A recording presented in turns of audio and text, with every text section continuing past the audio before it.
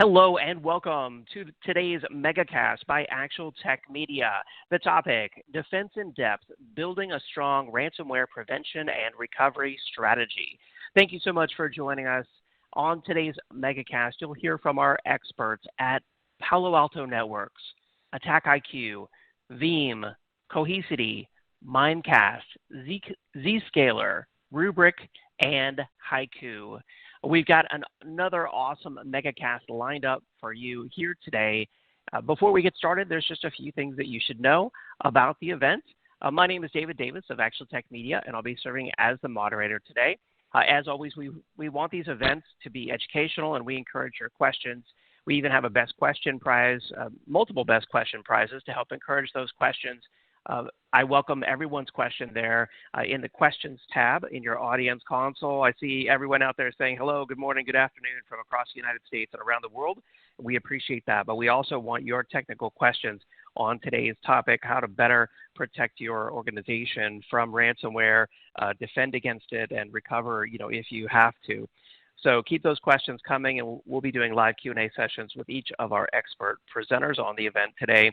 I'll also have some poll questions for you out there in the audience after each presentation, and we appreciate your feedback on those polls. We have some amazing prizes here on the Megacast, as we always do. I'll be talking about those here in just a moment, as well as the eligibility requirements for those. Of course, we want this to be a social event as well. You can socialize the event there in your audience console using the Twitter icon on the right-hand side of the screen. That way you can tweet directly from your audience console without ever having to leave the event.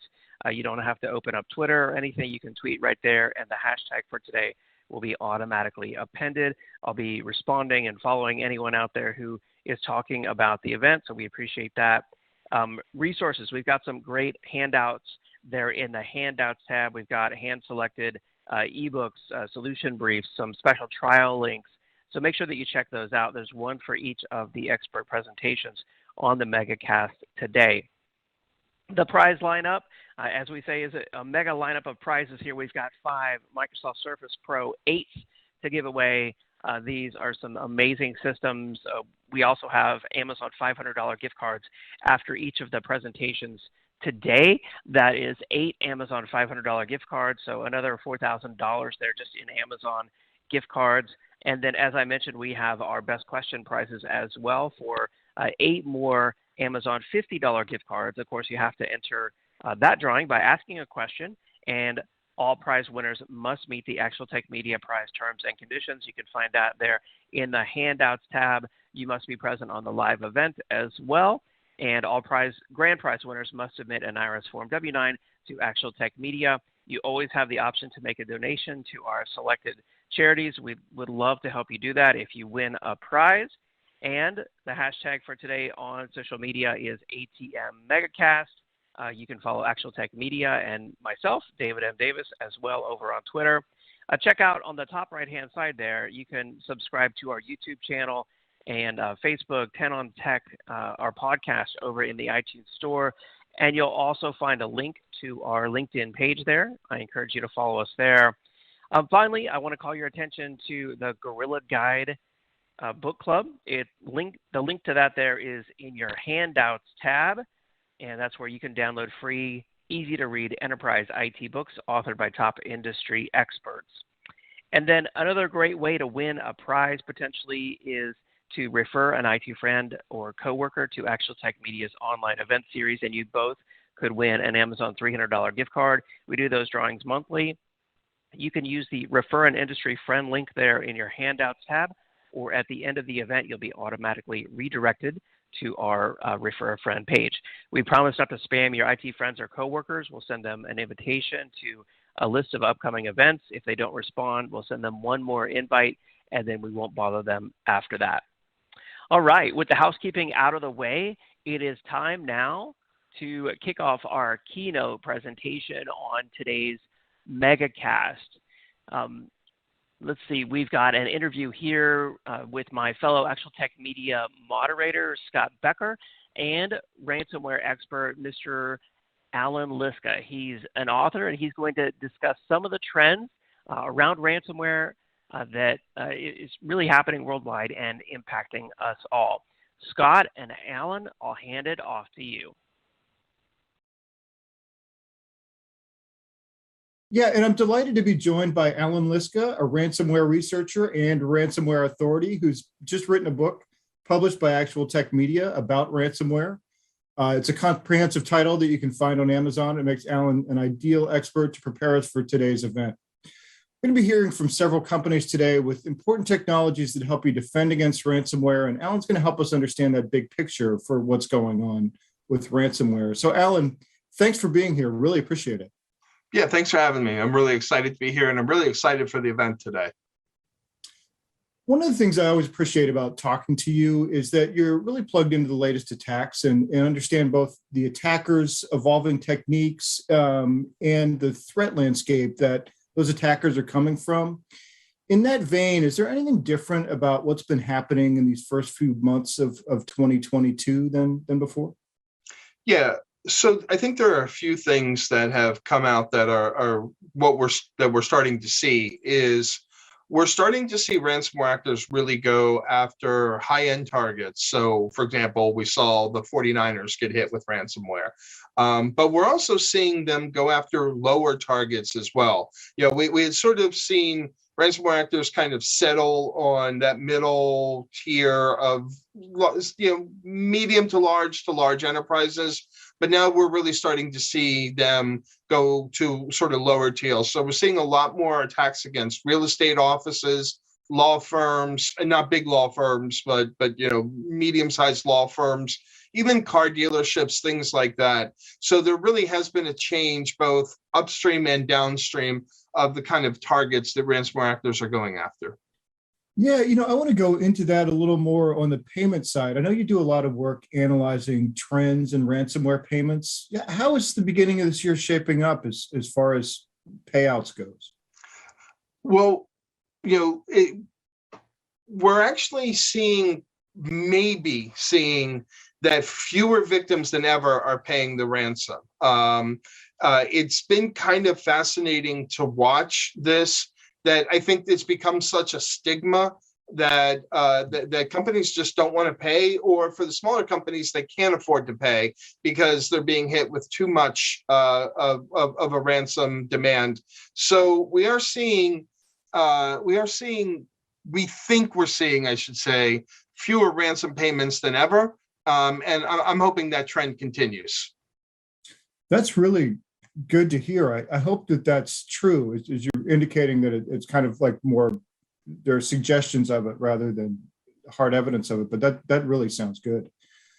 Going the other direction, what's sort of the most alarming development of the last few months? So as far as the alarming development, we are seeing a big increase in what looks like it's designed to be effectively wiper ransomware. So when you talk about cyber criminals and they engage in a ransomware attack, they want to get paid. So they do everything they can to make sure that you can actually decrypt their ransomware. Because if you can't decrypt it, then nobody's ever going to pay them again, and they're not going to make any money.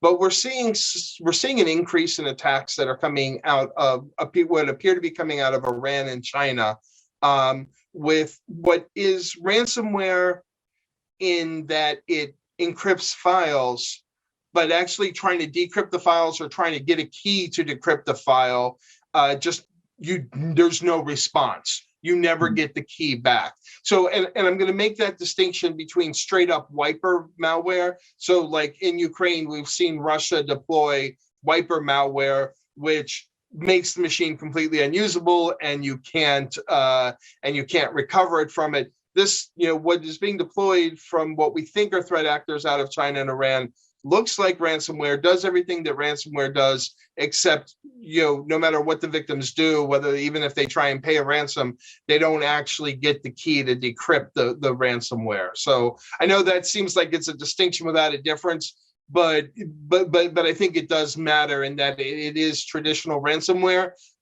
just with no key on the other side. Gotcha. What about positives? Other than the potential reduction in people paying, what else has been going on that's positive in this time frame? So I think there are a few positive things, and this has been continuing in from 2021. We are seeing a lot more law enforcement action. So we saw 21 law enforcement actions last year. It also showed, I think, everybody how big ransomware actually is, because you had ransomware action or law enforcement action in Ukraine, in South Korea, in Romania, in Florida, in Canada. So you had it really all over the world where you saw this kind of law enforcement activity. And, in January of this year, we saw Russia actually get involved and take down a ransomware gang. Now, you could argue it's because that ransomware gang has outlived its usefulness. And so it was no cost to them to go ahead and do it. But I do think it's important that there's this concerted law enforcement activity. And then we're also seeing with that sanctions against a lot of the cryptocurrency exchanges that have been used to launder money in the past.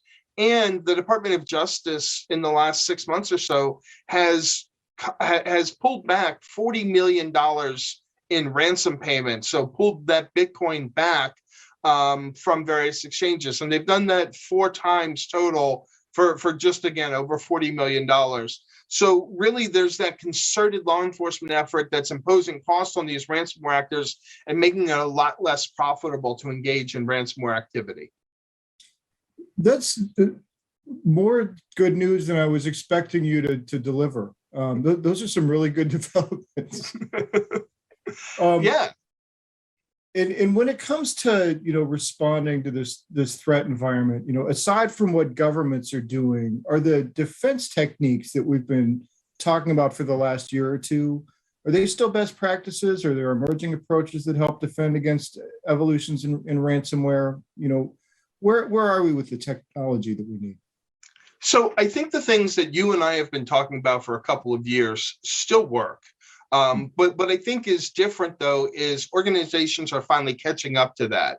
And I think, you and I have talked about this before, that it's easy for you and I to say get up here and say, oh, well, you just have to enable multi-factor authentication and you'll be safe. That's not wrong. But right. Enabling multi-factor authentication across an organization is a project, right? Yes. You have to pick a vendor. Well, first of all, you have to get budget. Then you have to pick a vendor or multiple vendors. You have to run through your testing process. You have to get the purchase order approved from the higher ups, and then you have to implement it. That's a 6-month-long project at best. And there are probably 4 or 5 of those things that every organization needs to do. Even well-run organizations probably had to add in those additional capabilities. But I think we're starting to get there. I was involved over Christmas break and early January. I was involved in 3 separate ransomware cases where the ransomware actor was stopped because over the last year, the organizations had put in place good identity and access management. So they were able to spot a vendor account each one of these organizations was able to spot a vendor account that was trying to access systems that it shouldn't access. They were alerted on it, and they were able to quickly isolate their network or isolate that part of the network and make sure that the ransomware actor couldn't move around. So before they got to steal any files, before they got to deploy the ransomware, they were locked in place, they were segmented away, and the response team was able to go in and fix that. And that's something none of these organizations would have been able to do a year ago. So I see these kind of things that you and I have been talking about for a while actually finally being implemented. Now the trick is a lot of organizations are still running short on personnel. So having the technology in place doesn't do any good if you don't have somebody who can respond to the alerts. But I do think that we're seeing more of that, and we're getting better trained security people, and we're getting more people up to speed. So I'm hoping that combined with the law enforcement action, we're seeing better security within our networks, and that's going to have a big improvement on the outcome for everybody. That's really good news about the existing technologies. And, once people get them implemented, like in those examples for you over the holidays, that they work. So there could be light at the end of the tunnel, or at least the bore of the tunnel could be getting smaller. Right. Yeah. I Until don't the know if that ransomware analogy actors works. move on to something new, we may be in a better shape than we have been in a couple of years. Yeah, fantastic. Well, Alan, it's always great to hear from you. I really appreciate your your knowledge of what's going on with ransomware, and it's been great to catch up. It's always great to talk to you. So, talk to you soon.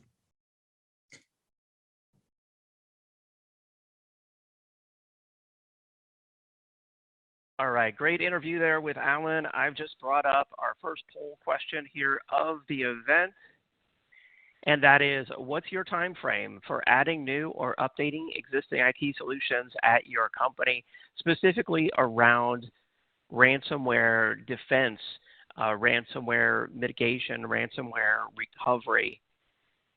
I'll give everyone a moment here to answer this, and then I'll be introducing you to our first presenter here on today's Megacast.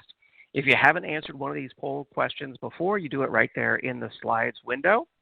And the responses here range from 0 to 6, 6 to 12, 12 to 24, or maybe you're not quite sure.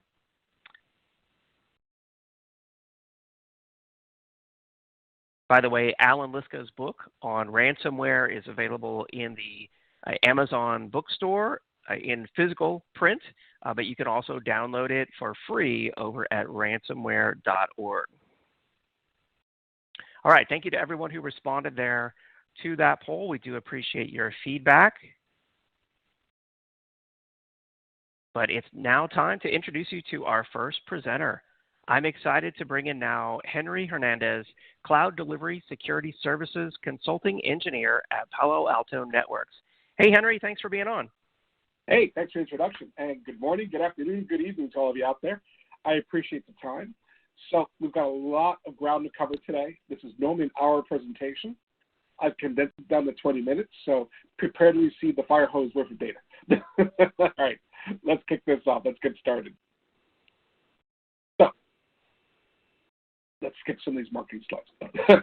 Let's just start real quick with the basic history of ransomware, because I'm old school. I've been doing this 33 years, so yes, I'm ancient. But ransomware is not something new. I mean, this stuff started way back in the 80s. I remember this, the PC Cyborg AIDS Trojan, where basically it's like, hey, send money to a P.O. box and we can help you, kind of mentality. So ransomware is something we've been dealing with for decades.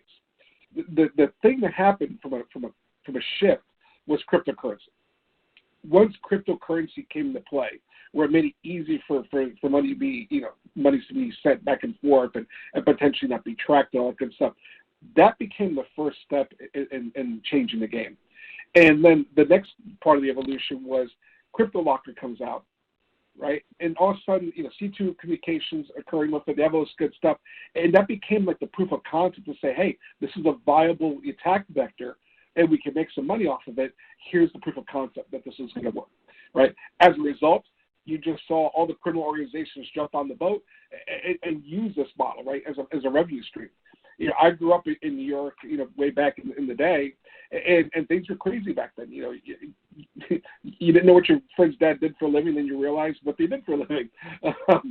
And those organizations made a lot of money doing stuff like money laundering, gambling, all different kinds of illegal illicit activities. If you look, a lot of these organizations are making their money off of cybercrime, and ransomware being a major vector for that. Now, the next layer of evolution is ransomware as a service, right? So, you have all this cloud stuff coming into play. So the bad guys will establish, hey, you want a ransomware at work? We'll rent the infrastructure for you. And the reason I want to talk about this a little extra today is if you look at it, a lot of this ransomware as a service, from my own investigation, seems to be coming out of Russia. Well, if you all see the news today, things are a little crazy over in that side of the world right now. And as a result, you can probably expect to see a lot more ransomware as a service targeting U.S. and NATO assets and things of that nature. So I would suspect that you'll probably see an even greater increase in ransomware in the very near future, especially with the state of the world right now. So what I'm going to do is I'm not going to read this whole story, but I took an attack that Palo Alto was involved in a ransomware attack, and I dissected what happened in the attack, and then we're going to discuss, hey, here's Palo Alto technologies that you may have in place or may be looking at, and here's the technologies you should be looking at if you don't already have them. And then we're also going to go in and say, hey, set this like this, and I'll give you some more context as we go along. So again, apologies for the fire hose. I just want to make sure we cover all as much ground as we can. So here are typically the stages of a ransomware attack chain, right? You can read. I'm not going to delve into it. But what we're going to do is I'm going to look at that story that you saw on the previous slide, and we're going to actually map that out to the different stages and what occurred. So, in stage one, classic thing, regardless of what it is, old school story in our industry, right? Person gets sent the email with an attachment, right? That's been going on for decades. Basically, as long as email's been around, put it that way. And then, classic thing, poor person clicks on the link, right? It's got malicious content. They click on it, and the floodgates begin, right? C2 communication occurs. Then you see all kinds of persistence occurs, right? This thing wants to exist. It wants to make sure that if you find it in one spot that it's going to, and you delete it or you get rid of it one spot, that it's somewhere else so it can keep proliferating and doing what it needs to do, right?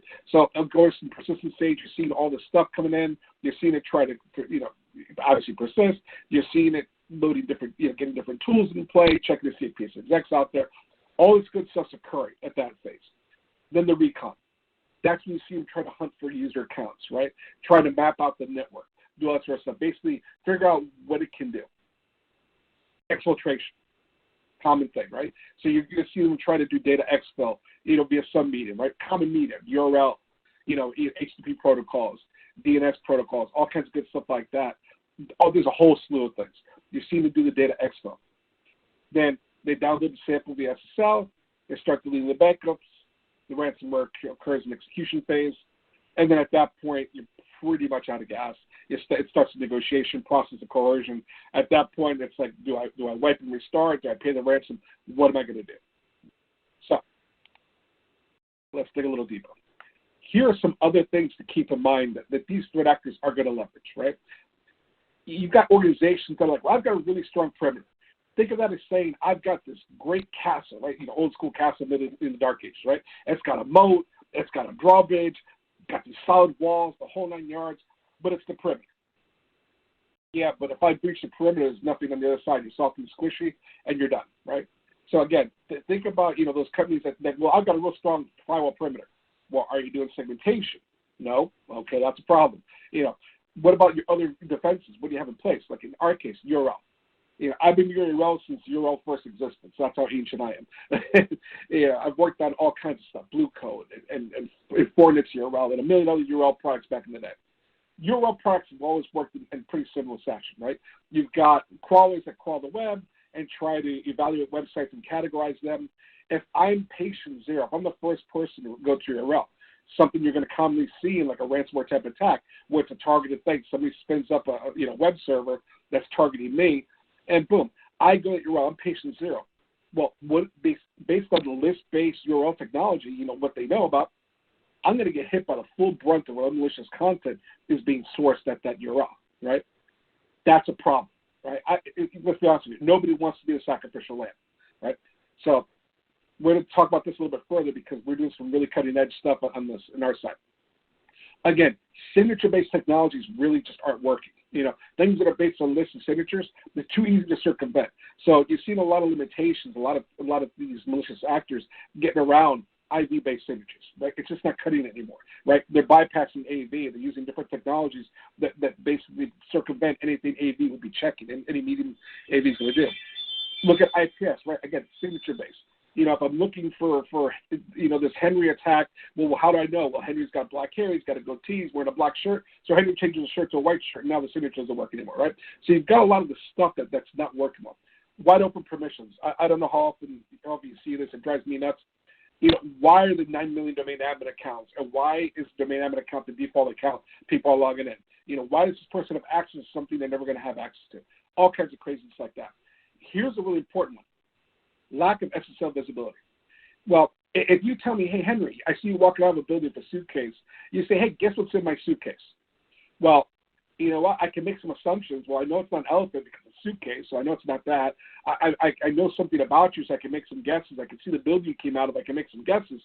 But the only way to really know what's inside that briefcase is to open it up and look inside it. That's the same concept as SSL.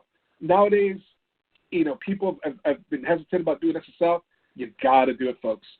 Missing subscriptions. So if you're a Palo Alto customer or any other customer, if you don't have the IPS piece, if you don't have URL defenses, you don't have DNS security defenses, you don't have sandboxing technologies, all that sort of stuff, you're setting up holes in your environment that they're going to leverage against you, right? An EDR, XDR endpoint. Unfortunately, AV doesn't really work anymore. You have to have this kind of endpoint, stuff that can protect the memory, stuff streaming the memory, all this other stuff. We'll talk about that a little bit further in a minute. And then unrestricted access between systems. Why can I jump from any box in the world to another box in the world from one data center to another? Because we're being lazy. You know what? That was great maybe back in the day. It just doesn't work anymore. So let's keep going. So let's look at Palo Alto products in the different phases. So in the delivery phase, App ID, right? Why do I allow apps that I don't belong? If my company doesn't use Dropbox, why don't I just tell it, hey, Dropbox, you're not allowed. So if that's a vector that they're trying to use, right, I've disabled it, right? The antivirus, folks, the antivirus component of the Palo Alto infrastructure. Clone the default profile. Tell it to reset both ends of that communication, right, as an example. DNS security. So Palo Alto's DNS security and the advanced URL, they basically have technology to basically prevent you from being patient zero. So what I'm doing is I look at my local database, so I have information. I look at the cloud database to see if it's got any more updated information on this entity, whether it's an IP, a domain, or URL, whatever. And then I've got machine learning, both local and cloud-based. And I make assessments. I go, okay, do I see enough markers to consider this malicious? Maybe no. Hey, cloud infrastructure, you're unlimited. Those algorithms are being updated on a constant basis. We have deep learning, which doesn't require data scientists, that evolves on its own. I've got all this stuff kicking into play. Do you determine this to be malicious? You do? Okay, then I'm not going to let this poor person become the sacrificial lamb. I'm not let them go to that URL. I'm not going to let them reach out to that IP or that DNS. I'm not going to allow CT communication on it. So I've got all kinds of stuff that those products are going to help you out with. File blocking component of the Palo Alto firewall, right? Set that to a strict policy, right? So why am I going to allow willy-nilly files? I know what files I'm going to need. Block it. Make sure you're telling Wildfire, or basically let's call it sandbox, for lack of a better word. Let's put that. Let's say, hey, analyze all these files. Let's take a look at that. Let's make sure. In stage 2, okay, stage 2 initial infection, like I mentioned before, AV endpoints just don't cut it. The technology behind them just doesn't work. That's why you see XDR type endpoints go down. We have Cortex XDR.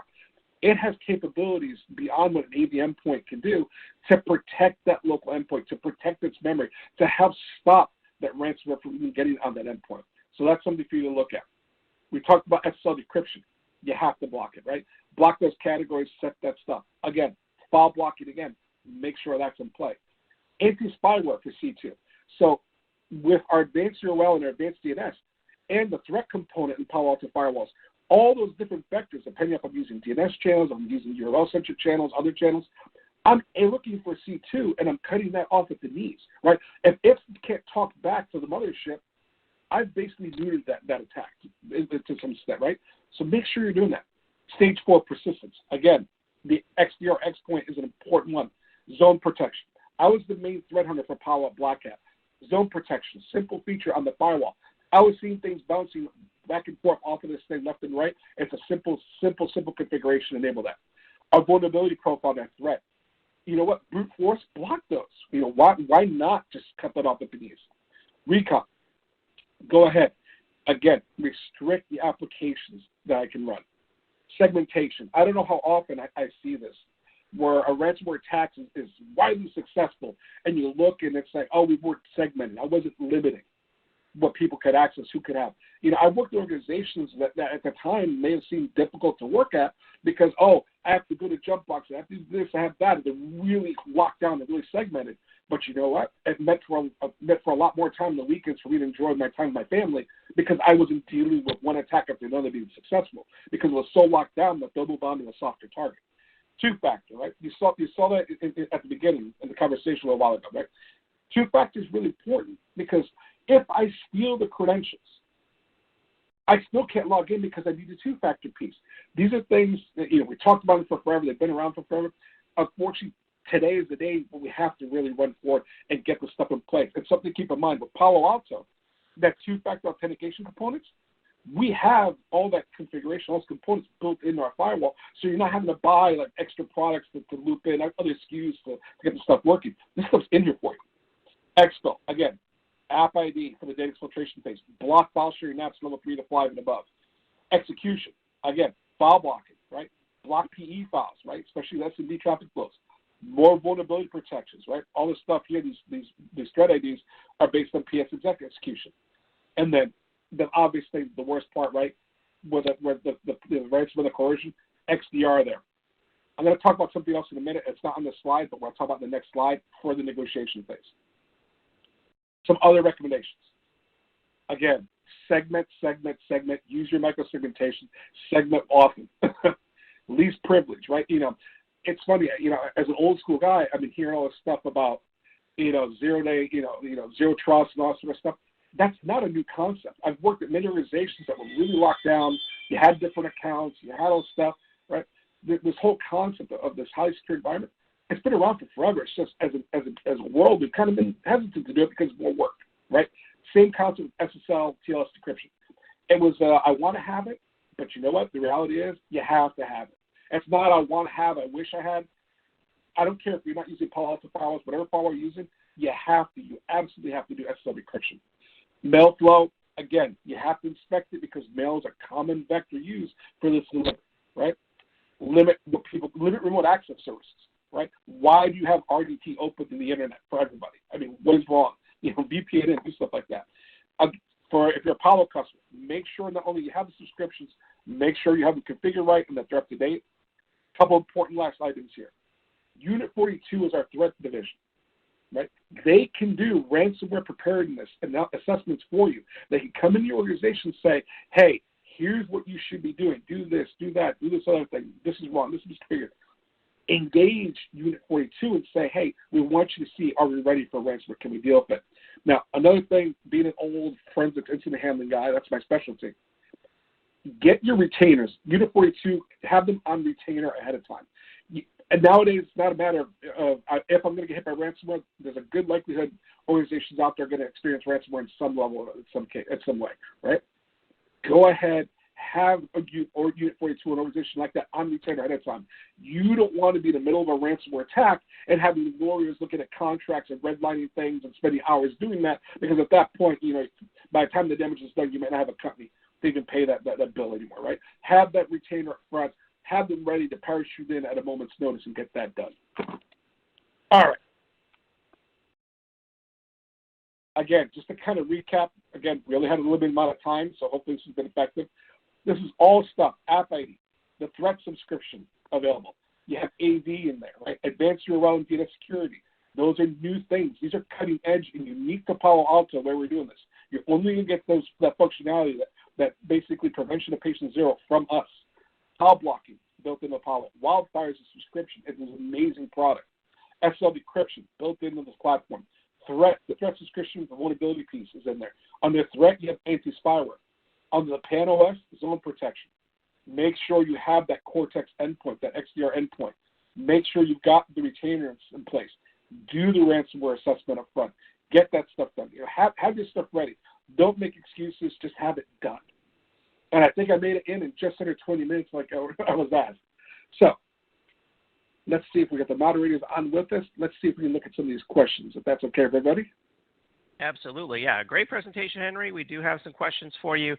I'm just going to bring up this poll question for everyone out there in the audience while we take these questions. The question I want to call everyone's attention to on the screen right there is, what additional information would you like about the Palo Alto Networks solution? And so let's see here. First question I see for you, Henry, Bing is asking, what's the optimal way to determine if there was a ransomware attack? Let's put it this way. Odds are really good. It's going to be obvious. You basically see that you've lost access to a bunch of systems. Your data's locked down. You're receiving the threats. Stuff might be getting erased. If you saw, they talk about the wiper ransomware out there. Stuff can be ransomed. You have lost access. It's going to be one of those. It's pretty obvious when you've been hit, and it happens really fast. So, I mean, unfortunately, that's a sad part. The odds of it being clandestine are going to be minimal because it's going to become very apparent very quickly. That's why if you have this stuff in place, it's going to bounce off, and you're going to see the logs that was bouncing off. Hopefully, Got it. Okay. For you. Yeah, absolutely. Matt is asking, how does Palo Alto Networks prevent ransomware for endpoints that aren't on the corporate network? And I'm envisioning like work from home employees. So, that's actually a great question. So you've got a couple options, right? Remember, we have a cloud-based infrastructure, right? So there's ways to configure. And mind you, I'm not an endpoint expert, so take up a grain of salt. But, the best part is because we don't focus on you having to use cloud-based, we have local hardware-based systems. We have things like Prisma Access that people automatically connect. And that's become a very common thing that I've seen in today's disconnected world of the remote workforce, is that they're forcing these folks to always on to like a cloud infrastructure. So no matter whether you're in the world, like Prisma Access, today I'm in Istanbul and tomorrow I'm in Australia and then the following day I'm in California, whatever. It can find the nearest access system and get me through there and put me behind these protections. That's one way to do it for the remote workforce, right? And actually, there's a ton of stuff. We can do a whole conversation just on that piece, but hopefully it gives you some ideas of some methodologies, some things you could do. Yeah, absolutely. Let's see, another question here. They're asking, in discovering defense methods, is it really possible to defeat two-factor authentication? Ooh, that's a great question. Is it possible to defeat two-factor authentication? Off the top of my head, I can't think of one. And just think about this, right? It's what I know is the login and password. It's what I have, right? Or what I am, whether it's a biometric component, right? My signature, fingerprint, whatever it is, right? Whether it's a token, like a soft token on my phone or a physical token I type in. And that's something you have to have access to. So unless somebody's got a gun to my head kind of scenario, I can't think of off the top of my head of a way to get around that. Okay, great. And then let's see, here's another one. They're wanting to know, does standard AV endpoint protect me from a ransomware attack? I think you talked about that, but maybe a little bit more detail might help. Yeah, so keep in mind, like your classic AV, and I've been around AV, just to really date myself. I remember having McAfee AV and calling support and speaking to McAfee. So I've been around for forever. The problem with AV is the basis of that technology is, hey, here's this marker that identifies this as being a malicious component, right? And, it's a hash base could be one that I see a lot of products have used, or the Henry virus identified because it's Henry with a black hair, a goatee, he's got olive skin and a black shirt. Okay, I'm the malicious threat actor that's trying to infiltrate. I'm going to change the shirt to white. Now I'm going to walk right in the door and you're going to hand me the map of the building because you didn't know that I was the same malicious actor. That's the problem with AV. It's too easy to get around it, and that's a common mistake. A lot of folks think that my AV product's going to protect me. No, you need to extend that. You need to put an XDR type endpoint that can go beyond what an AV can do, right? Protect anything that's streaming directly to memory. Because if I'm doing like a file-based AV, well, if I stream the code straight to memory, there's no file.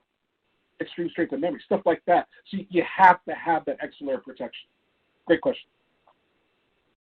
Absolutely. Yeah, here's a question from Dave. He says, VPN is great for our work-from-home users, but he's concerned. What if they get ransomware at home, then they connect to the corporate network? Could the corporate network still be hit with ransomware that's spread from a work-from-home user? Great question. So keep in mind, right, that's part of the beauty of something like a Prisma Access, because it's going through this cloud-based infrastructure first.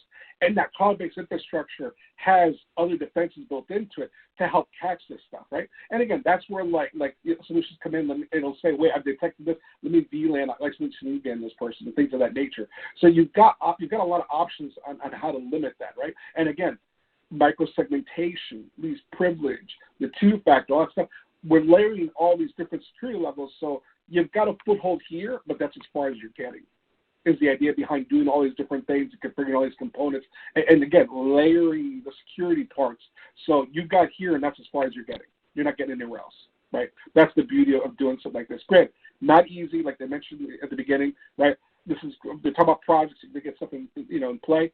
the beautiful part about Palo Alto, and granted I work for them, I get it, but it's the fact that they've got an ecosystem with all this stuff that's going to get it from end to end, whether it's cloud-based, whether it's your container infrastructure, whether it's, people, your SaaS applications, with all this different technology in place to protect all the different vectors that might be leveraged against you. Absolutely. Yeah, it sounds like a great solution that could help so many companies out there. But Henry, I'm afraid we're running out of time here in our live Q&A session. I see 35 more questions for you there in the electronic queue. Maybe you can get back to some of those folks. Obviously, a lot of interest in what you're doing there at Palo Alto Networks. So thank you so much. Reach out to the teams that are here for you. Thanks all for your time today. Appreciate you. Have a great day. Absolutely. Everyone. Yeah, everyone check out the Palo Alto website, of course, and also there on the handouts tab, there is a ransomware threat report from Palo Alto Networks with just a ton of useful statistics, graphs, and charts here, all sorts of details. I know Henry mentioned it in his presentation, and it's a great report to download and check out after the event. I'm sure it's something that could help you to better justify, perhaps, some increased ransomware protection and prevention solutions with the executives or owners of your company. So make sure that you check that one out. And don't forget about the poll there on the screen. I'm going to announce our first Amazon $500 gift card. This is going out to David Ribernerdy from Mississippi. Congratulations, David Ribernerdy from Mississippi. And then we've got our first grand prize.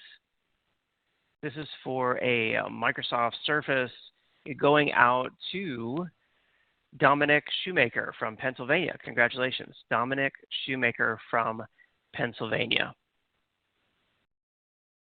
All right, and with that, it's now time to bring in our next presenter on today's Megacast. I'm excited now to introduce you to Andrew Costa, Senior Cyber Threat Consultant for EMEA at Attack IQ. Andrew, take it away.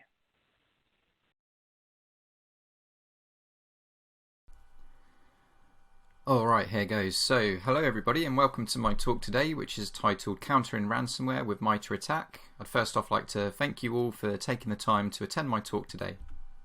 My name is Andrew Costa and I work at Attack IQ as a Senior Cyber Threat Consultant. My day job involves essentially assisting large and enterprise level customers in building out their security optimization programs using the Attack IQ platform. Prior to joining Attack IQ, I worked as a threat researcher for around 5 years, mainly focused around emerging threats around the e-crime category, with a big focus on ransomware, which included discovering new families and variants, tracking campaigns, and performing malware analysis and reverse engineering. My talk today can be broken down into 3 main parts. I'll first start off by taking you on a brief journey of some of the challenges posed by ransomware today. I'll then discuss MITRE ATT&CK and how it can be operationalized for defensive purposes. And lastly, in the final section, I'll talk about how you can apply good business practices and security practices through security optimization and how it can be used to operationalize MITRE ATT&CK for continuous security validation and testing. So, on to some of the challenges posed by ransomware. So in recent years, we've seen a big rise in critical vulnerabilities and exploits being discovered and used as part of complex cyber attacks, including ransomware attacks. The US Cybersecurity and Infrastructure Security Agency previously published an alert which included some of the top routinely exploited vulnerabilities that they've seen. The WannaCry ransomware back in 2017 was able to infect the masses, essentially because of the leaked exploit, which came out of the shadow brokers known as the Eternal Blue exploit, which then was allowed to propagate to vulnerable versions of Windows and further infect. Now, in other cases, we often see critical vulnerabilities and exploits discovered for the key players, Microsoft, Netscaler, and so on, which are often used as part of ransomware attacks in order to advance to later stages of the attack lifecycle. So, in other words, those vulnerabilities and exploits are often used to establish initial access, one of the very first entry points used in many, many attacks. Not forgetting the fact that zero-day vulnerabilities, as in the case of the leaked NSA exploits by the shadow brokers, probably still are being stockpiled somewhere by some advanced group or nation state. Then moving on to code sharing and reuse. So code sharing and reuse happens every day across the tech industry for legitimate reasons, but unfortunately that's no exception for the bad actors, because malware, including ransomware, is their code bases are often shared amongst the bad actors. So malicious code and software can often be found in popular repositories such as GitHub, and so rather than having to reinvent the wheel from scratch, code sharing essentially allows or enables this increased accessibility for actors and criminals to get started or to build on top of their own projects by essentially copying and pasting code from other projects. Offensive security tools, or OSTs, which are often created by legitimate companies and researchers, unfortunately also become weaponized and sometimes further customized for malicious purposes too. Then we move on to ransomware as a service. So this has also increased. This effectively enables affiliates to either join a scheme or be recruited through hacking forums, such as in this example shown here on this slide. So the ransomware developer or developers with the skill and knowledge would then spin up one of these paid-for services through advertising or recruiting posts within these underground hacking forums, and then so someone with very little skill can essentially begin their own ransomware campaign, and depending on what level of access they pay for, would have access to things like payment portals, chat portals, portals to track the number of infected hosts, and so on. And so the developers would then take either a percentage of their profits from the affiliates, or they may even charge a monthly subscription fee for this paid service, and may even offer different payment tier levels as well.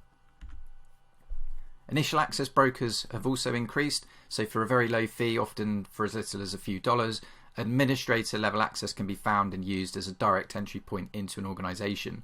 So remote desktop protocol, which is a really commonly used method for accessing a remote host or server using a graphical interface, is often exposed and subsequently compromised, allowing a way in or for access to be resold on to marketplaces such as this. And similarly, other remote access protocols such as SSH and Telnet are often advertised in these marketplaces too. And not so long ago, ransomware operators, believe it or not, would actually use physical bank accounts to receive and withdraw their ransom payments. But obviously with the rise of cryptocurrency, it's allowed actors and criminals to transact anonymously. This has been made even more challenging or more difficult for law enforcement and investigators because of the use of crypto mixers and tumblers, which effectively pull together funds from multiple inputs to effectively blend in the kind of illegitimate ransom payments with legitimate purchases in the blockchain, for example, which then subsequently severely impacts the traceability of those transactions. Then we have double extortion, which was introduced just a few years ago, pretty much around the time of maybe a few months before the pandemic happened. There was a few kind of corner cases, but since the pandemic, there seems to be a growing number of ransomware groups that use this. So the ransomware groups or operators essentially realized that by threatening to leak and post sensitive data publicly, it would add additional psychological pressure and fear into the ransomware victim. And prior to double extortion, organizations would typically pay the ransomware demand in silence, hoping to stay out of the media spotlight. But now there's no evading that, because now with double extortion added as a new layer to a growing number of ransomware groups, this tactic can essentially result in reputational as well as financial damages too. And then some ransomware will even look and act like ransomware. It will look like it's asking for a ransom note, as you can see in this example here by the Whispergate, which was recently discovered by Microsoft. But instead of actually operating as ransomware, it actually acts as what's called a wiper or disk wiper, typically used by nation states to destroy data for all sorts of reasons. And in this particular example, this wiper was found, as I say, by Microsoft to be targeting organizations in the Ukraine. Not particularly surprising considering the current events going on right now. And sadly, contrary to popular belief, once you become a victim, unfortunately it doesn't kind of guarantee you a ticket to never be reinfected. So in an article written by the National Cybersecurity Centre, one such example shown here highlights the need for securing the environment post-compromise, otherwise the attackers, in some cases, not all, but in some cases, will re-attack the same environment and effectively be able to double their money, or in some cases maybe even resell access into your environment onto a different group or actor, so that they can run their ransomware playbook. Then there's also other advanced techniques, not only in ransomware payloads, but also the precursory events that lead up to the final ransomware deployment. So this can include things like living off the land binaries, aka lolbins. These are effectively binaries or files which ship with all different major operating systems. And this typically allows the actor to remain hidden by blending in their malicious activities, because they're using legitimate and usually trusted binaries that come out of the factory default settings. So this makes it subsequently harder for defenders to detect and respond to a potential escalating incident. Other advanced techniques such as anti-analysis and anti-evasion, encryption, and so on, they all increase the chances of bypassing signature-based detection, as well as EDR, endpoint protection, and network security controls. And in addition to that, it also adds a ton of time for human analysis to take place. So next I'm going to briefly cover MITRE ATT&CK. Obviously, due to the time constraints, this will only be a brief run through. However, if this is the first time that you've heard of MITRE ATT&CK, I really encourage you to check out their website. And there's been loads of great talks provided in the community, so you won't have to search too hard for to find some good content there. And we also have a course or two in the Attack IQ Academy, which I'll be mentioning towards the end of this talk.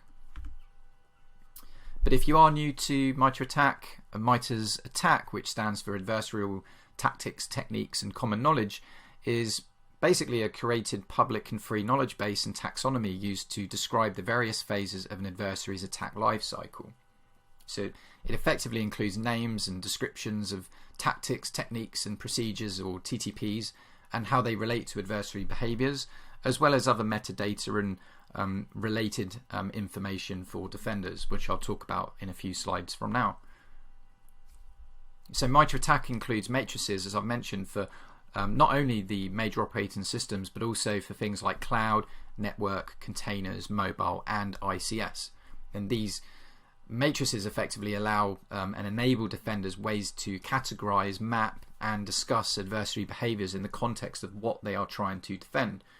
And because many security controls out there already contain these mappings within the security tools, it allows defenders to communicate using a common language across the board.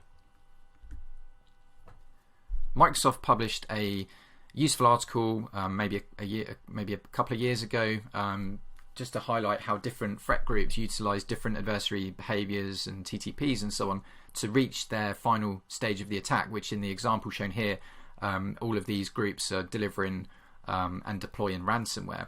Now, these precursory events prior to the ransomware being detonated are absolutely fundamental and critical to understand in terms of what security controls the attackers might bypass in order to get them to their end goal.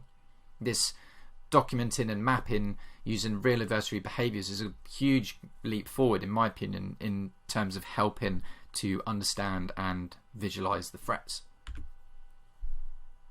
The DFIR report, which is a personal favorite of mine, highly recommend it if you've not heard of it, but the DFIR report website consistently posts amazing write-ups based on real-world observations, and if you read enough of the specifically the ransomware articles, you'll notice very quickly that in many of the write-ups that there's often similarities in terms of the precursory events and TTPs used prior to the final ransomware payload. Now, to further break this down, and just to kind of show you, hopefully just to bring it home a bit, so to break this down, we can use a freely and publicly available tool called the MITRE ATT&CK Navigator. So we use this to preload different types of TTPs as well as custom TTPs to however we want it to appear. But essentially, for the purpose of this example, I'm using the financially motivated Fin6 threat group.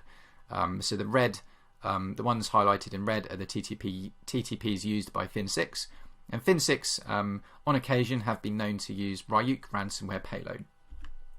So we can now, in a separate tab using the Attack Navigator, we can load up the Ryuk TTPs, and finally we can now, in a third tab, we can merge together Fin6 and Ryuk, and we can look in a single view and start to visualize the precursory TTPs of Fin6 shown in red, the Ryuk payload specific TTPs shown in blue, as well as the shared or any shared TTPs shown in purple, which in this example there are a couple.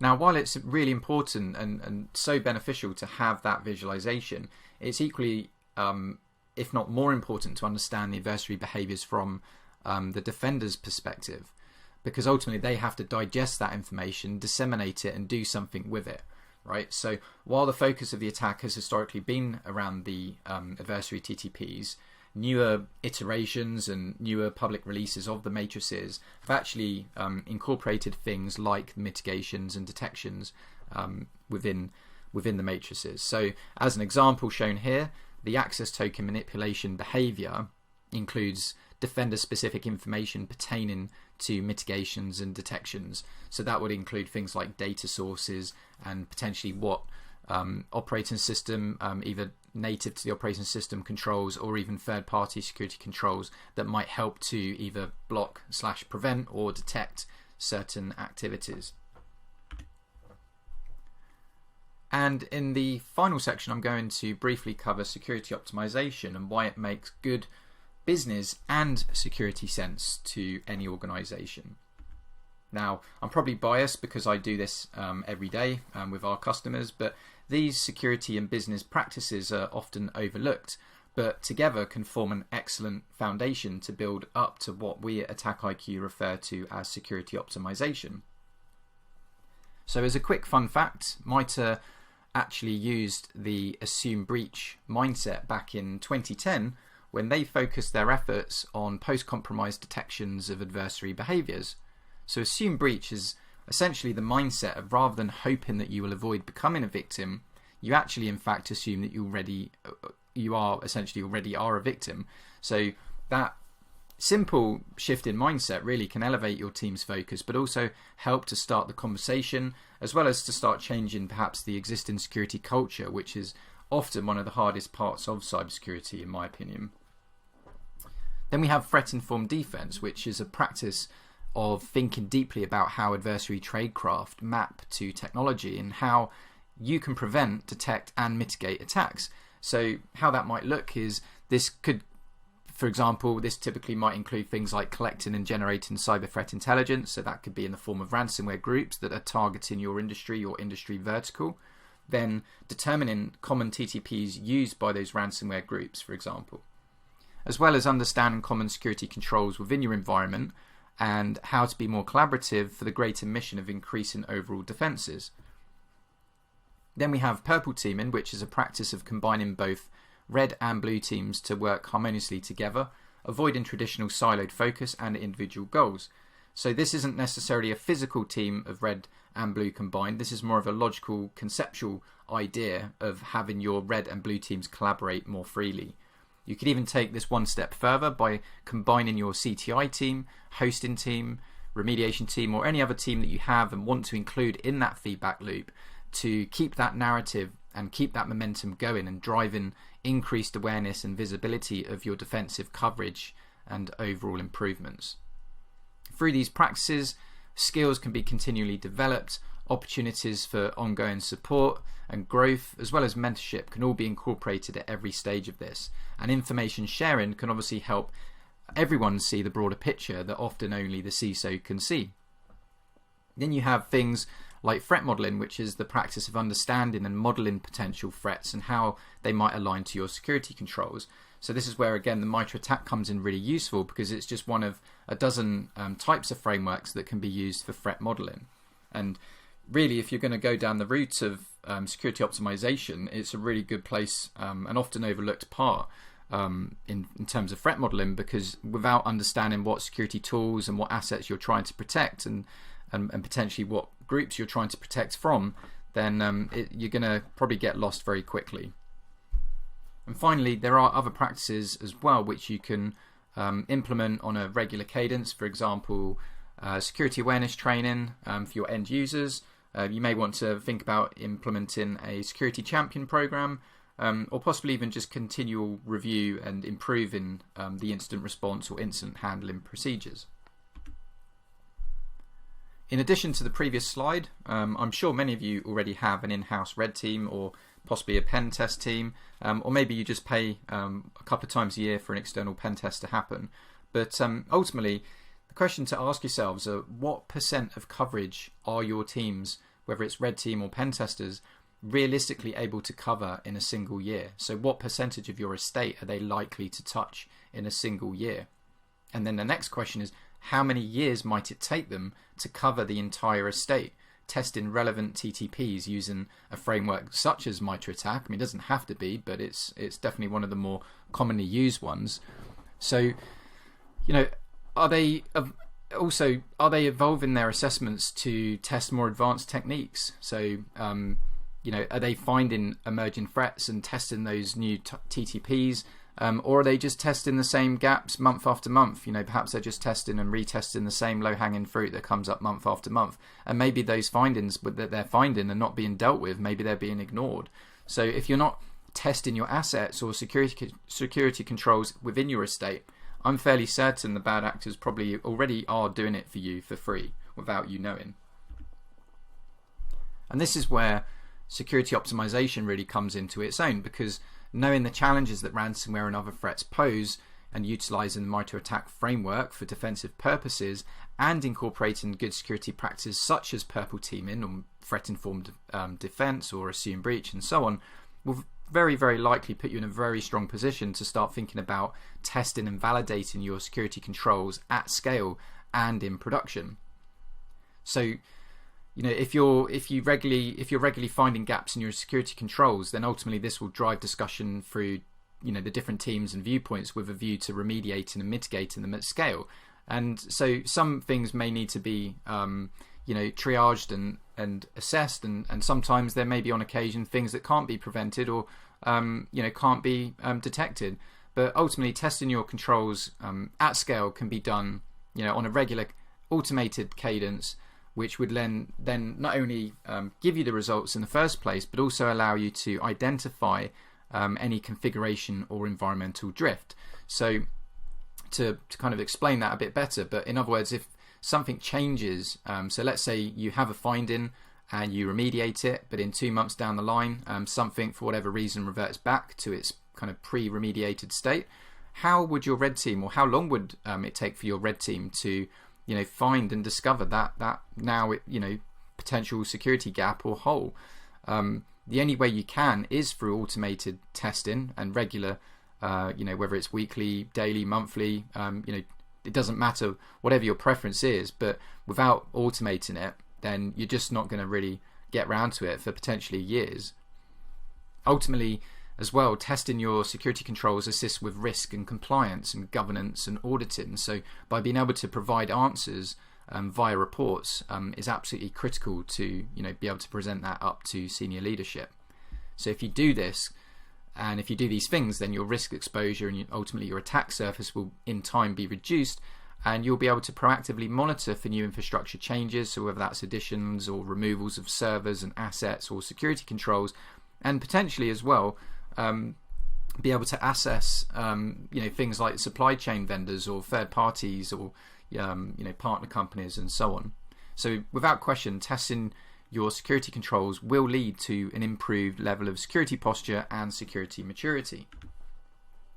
Now, using a security optimization platform such as Attack IQ supports testing in production at scale in order to assess your security controls against a wide array of TTPs used in the MITRE ATT&CK. So the example shown here using the Attack IQ platform is actually the Fin6 group, which has been laid out in what we refer to as an attack graph. So shown here, it is actually one complete graphic, but I've had to cut it into two. But essentially these are the precursory events. So this is the full attack chain for Fin6, used to test whatever security controls you have in order to find out at what stage of the attack it will get either prevented and or detected. You can also, using these attack graphs, you can create your own bespoke custom attack chains based on threat intel observations or even observations from your red team engagements, and also create custom individual behaviors that perhaps aren't yet documented within the public facing MITRE ATT&CK framework. Not only that, but you can test individual TTPs and IOCs atomically, so either a single TTP or a group of TTPs as well as being able to replay network packet capture files across the network to test and validate your network security controls too. Now, while this is one example of how the Fin6 threat group can be emulated in production at scale, you can also run security control specific baseline templates to test your security controls for efficacy and tune-in, as well as compliance templates such as the NIST 853. Because Attack IQ is aligned to MITRE ATT&CK, you can very quickly start building a picture and narrative regarding what can be prevented and or detected within your environment. So in other words, relaying the results back to the respective owners of those controls can lead to constructive discussions around analysis, triage, and remediation. And similarly, detection can also be tracked and accounted for. Is the security control logging the adversary behavior being tested, for example? If not, is your SIEM tool parsing and alerting it? Perhaps certain TTPs can be stopped earlier on through application whitelisting, for example. So with this increased visibility of how your security controls are working in the real world, and by putting them to the test on a regular basis, will probably allow CISOs as well as their security teams to sleep a little bit better. Operationalizing MITRE ATT&CK through security optimization allows your security teams essentially to start practicing threat-informed defense using the MITRE vocabulary and taxonomy to review those findings and output from the assessments. Purple teaming enables all of your security teams to share a common understanding and build up a knowledge base to improve overall security. Attack IQ, which is actually a founding research partner of the Center for Threat Informed Defense, or CTID, has assisted with numerous projects that are publicly available and help the overall cybersecurity community. So while traditional controls such as AV, IDS, firewalls and so on are really important, so too are the growing number of native cloud security controls for all of the major cloud providers such as Azure and AWS. So using the output of these projects helps you to start planning for cloud-based threats, which I'm sure over time we will see an eventual increase in ransomware targeting those providers and potentially their customers as well. But definitely check out the CTID website for further information on some of the projects that Attack IQ have been a part of. And on a final note, the Attack IQ Academy is a freely and publicly available training platform that provides courses for everyone. We have almost 30,000 registered students, and it houses numerous courses that enable you to learn more about some of the topics I've discussed today. So this includes things like purple teaming, threat-informed defense, operationalizing MITRE ATT&CK, and many, many more. And at the same time also allows you to earn certificates and CPE credits along the way. This talk is actually a cut-down version of a course that I'm working on, which I'm hoping to be, I know this is a shameless plug, but I'm hoping to release that in April, so definitely keep a lookout for that. And finally, I know this has been a bit of a whirlwind, but I'd just like to thank you again for taking the time to listen to my talk. I hope you found this useful, and I hope it gives you some ideas and key takeaways to consider for your existing security program. So thanks again, and enjoy the rest of the webinar.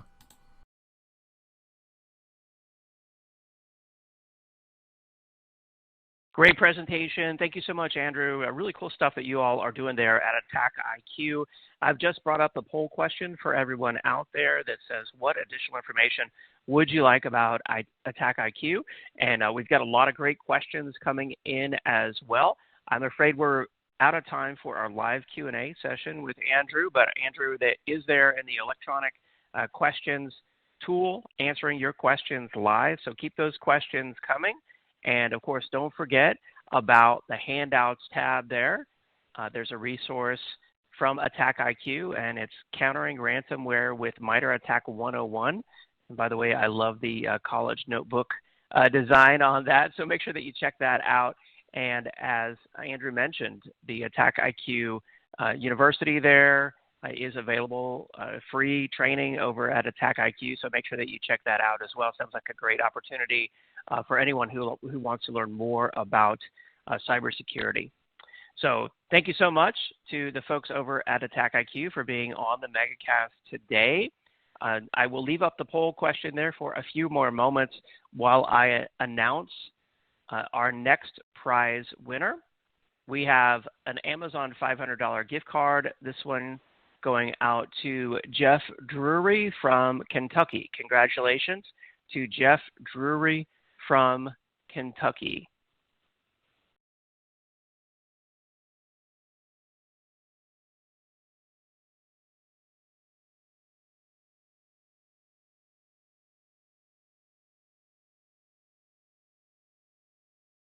All right. Thank you to everyone who responded there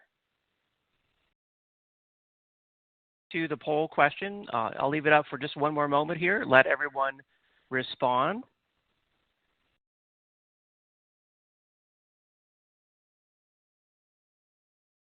Excellent. All right. Thank you so much. It's now time to move on to our next presentation on today's Megacast. I'm excited now to bring in Mr. Sam Nichols, Director for Public Cloud Product Marketing, and welcome back to David Hill, both from Veeam. Sam and David, it's great to have you on. Hey, yeah, thanks for having us. Excited to give you guys a talk on a high-level overview of designing secure protection environments with Veeam and AWS. We got 20, 25 minutes with you today, so absolutely not a deep dive, but certainly going to give you guys, I guess, 5 security best practices when it comes to environments that you have in AWS, as well as kind of hybrid environments and some of those best practices to make sure that your data is always safe and secure. David, a few welcome words from you. Yeah, hello everyone. Great to be back. As Sam was saying, here to give you a nice overview of Veeam and how we work with AWS. So quite excited to get started. Yeah, awesome. So without further ado, let's get started and just have a little bit of a talk about security and kind of the first thing that springs to everyone's mind, which is ransomware.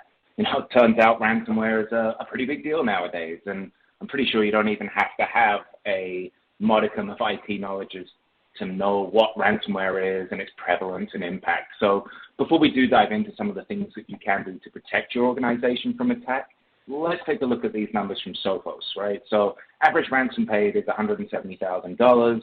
It doesn't seem to be an earth-shattering sum on the surface in the grand scheme of things for a number of organizations, but if you actually have a look at the total cost of an attack from the resulting impact, including data loss, downtime, damage to reputation, we've got a number nearing almost $2 million, so very, very significant. And, as cliche as this might sound, it really isn't a case of if you're going to face a ransomware attack, it's a case of when. And ultimately, do you really like your odds? Ransomware is evolving so quickly and it's so prevalent, it's penetrating even the most advanced detection and prevention systems employed by enterprises. And again, ransomware and hackers, they're just getting more and more advanced. But, they have that brute force opportunity to have seemingly infinite attempts on your infrastructure. And really, they only need one successful chance to get in and to be effective. So, why is ransomware so effective? And this is going to kind of tee us up for the 5 best practices Dave and I will talk about. But, the slide breaks it down pretty well.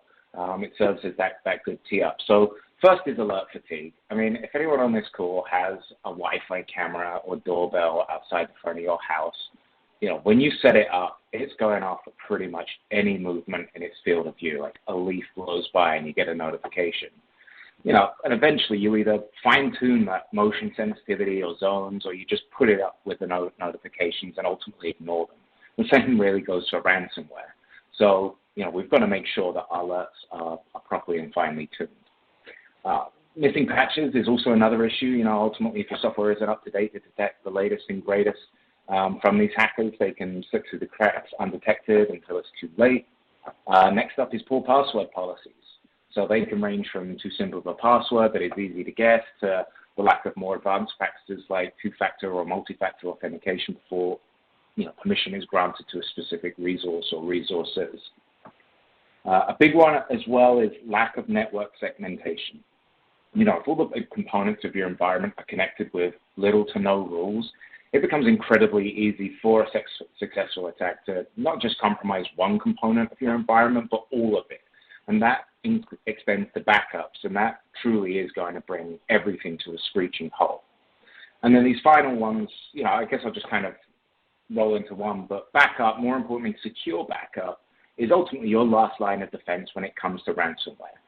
Assume that an attack is going to be successful one day, and that your only way to circumvent that ransom, other than paying it, but uncompromised backup. And this is where Dave and I are going to have a discussion today around some measures you should be using to ensure that protection data is bulletproof, clean, and easy to recover from.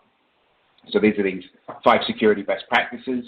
And it just goes into that secure backup being your last line of defense. So, David, can you walk us through this kind of somewhat missed framework on the screen here that talks about identifying, protecting, detecting, responding, recovering?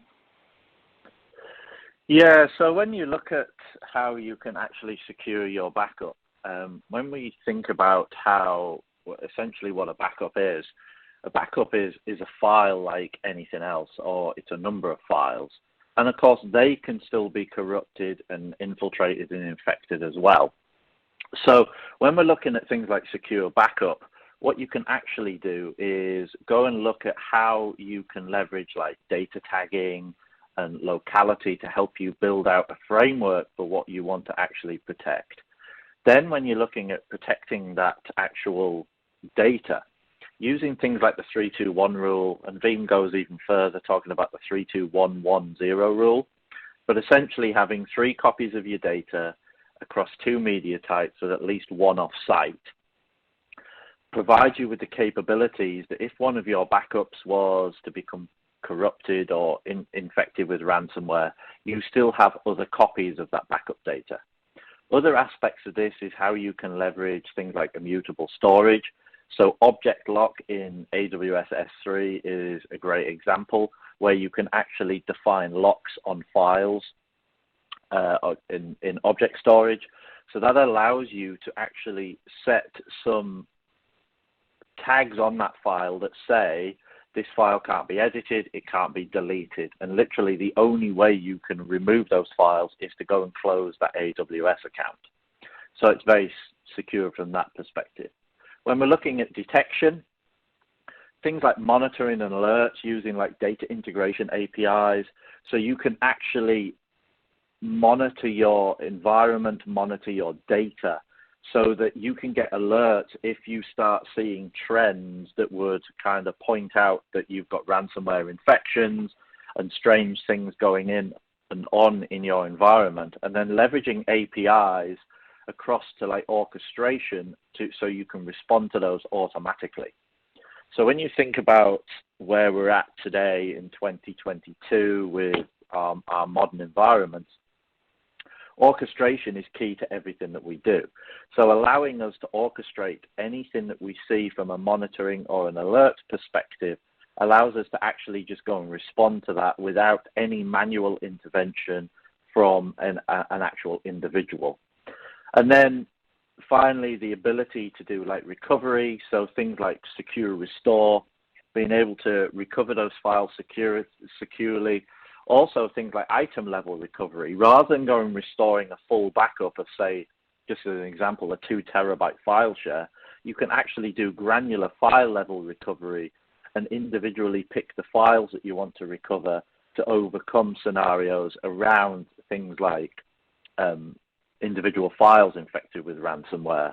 And then also things like instant recovery, where you can actually live stream your backup. So say, for example, you take a backup of an AWS EC2 instance, you can actually go and just live stream that directly and instantly recover, say, to a vSphere host. So if you need to bring that backup back to your on-premises environment, rather than having to pull all the backup files out of object storage, waiting for that to happen, you can do an instant recovery to a vSphere or a Hyper-V host.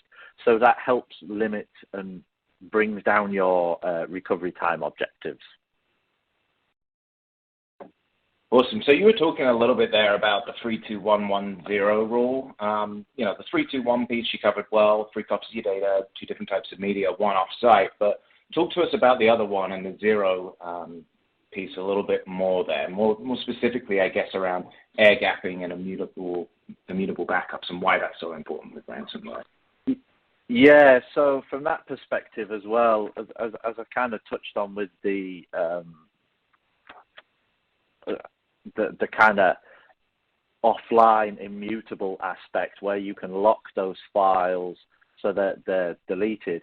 The 1 and the 0 is, if you think about it from, it's kind of taking like a bit of a twist on the old RAID scenarios. But when we look at the 3-2-1 rule and then the 1 and the 0, we can move them offline. So think about things like tape, for example. I know a lot of people think when you're living in the world that we live in now in 2022 that tape isn't a good example, but lots and lots of enterprises and businesses still use tape for a very simple fact that once you've put your backup data onto tape, you can then ship them off to a safe. They're offline. There's no way that they can be infected with ransomware or anything. So it's a very secure way to protect your data for long-term data archiving perspective. So if you think about banks, healthcare, those kind of providers, they drive a lot of this offline air-gapped backups. And that's where mutability comes in, to give you a similar kind of capability, but of course it's not offline.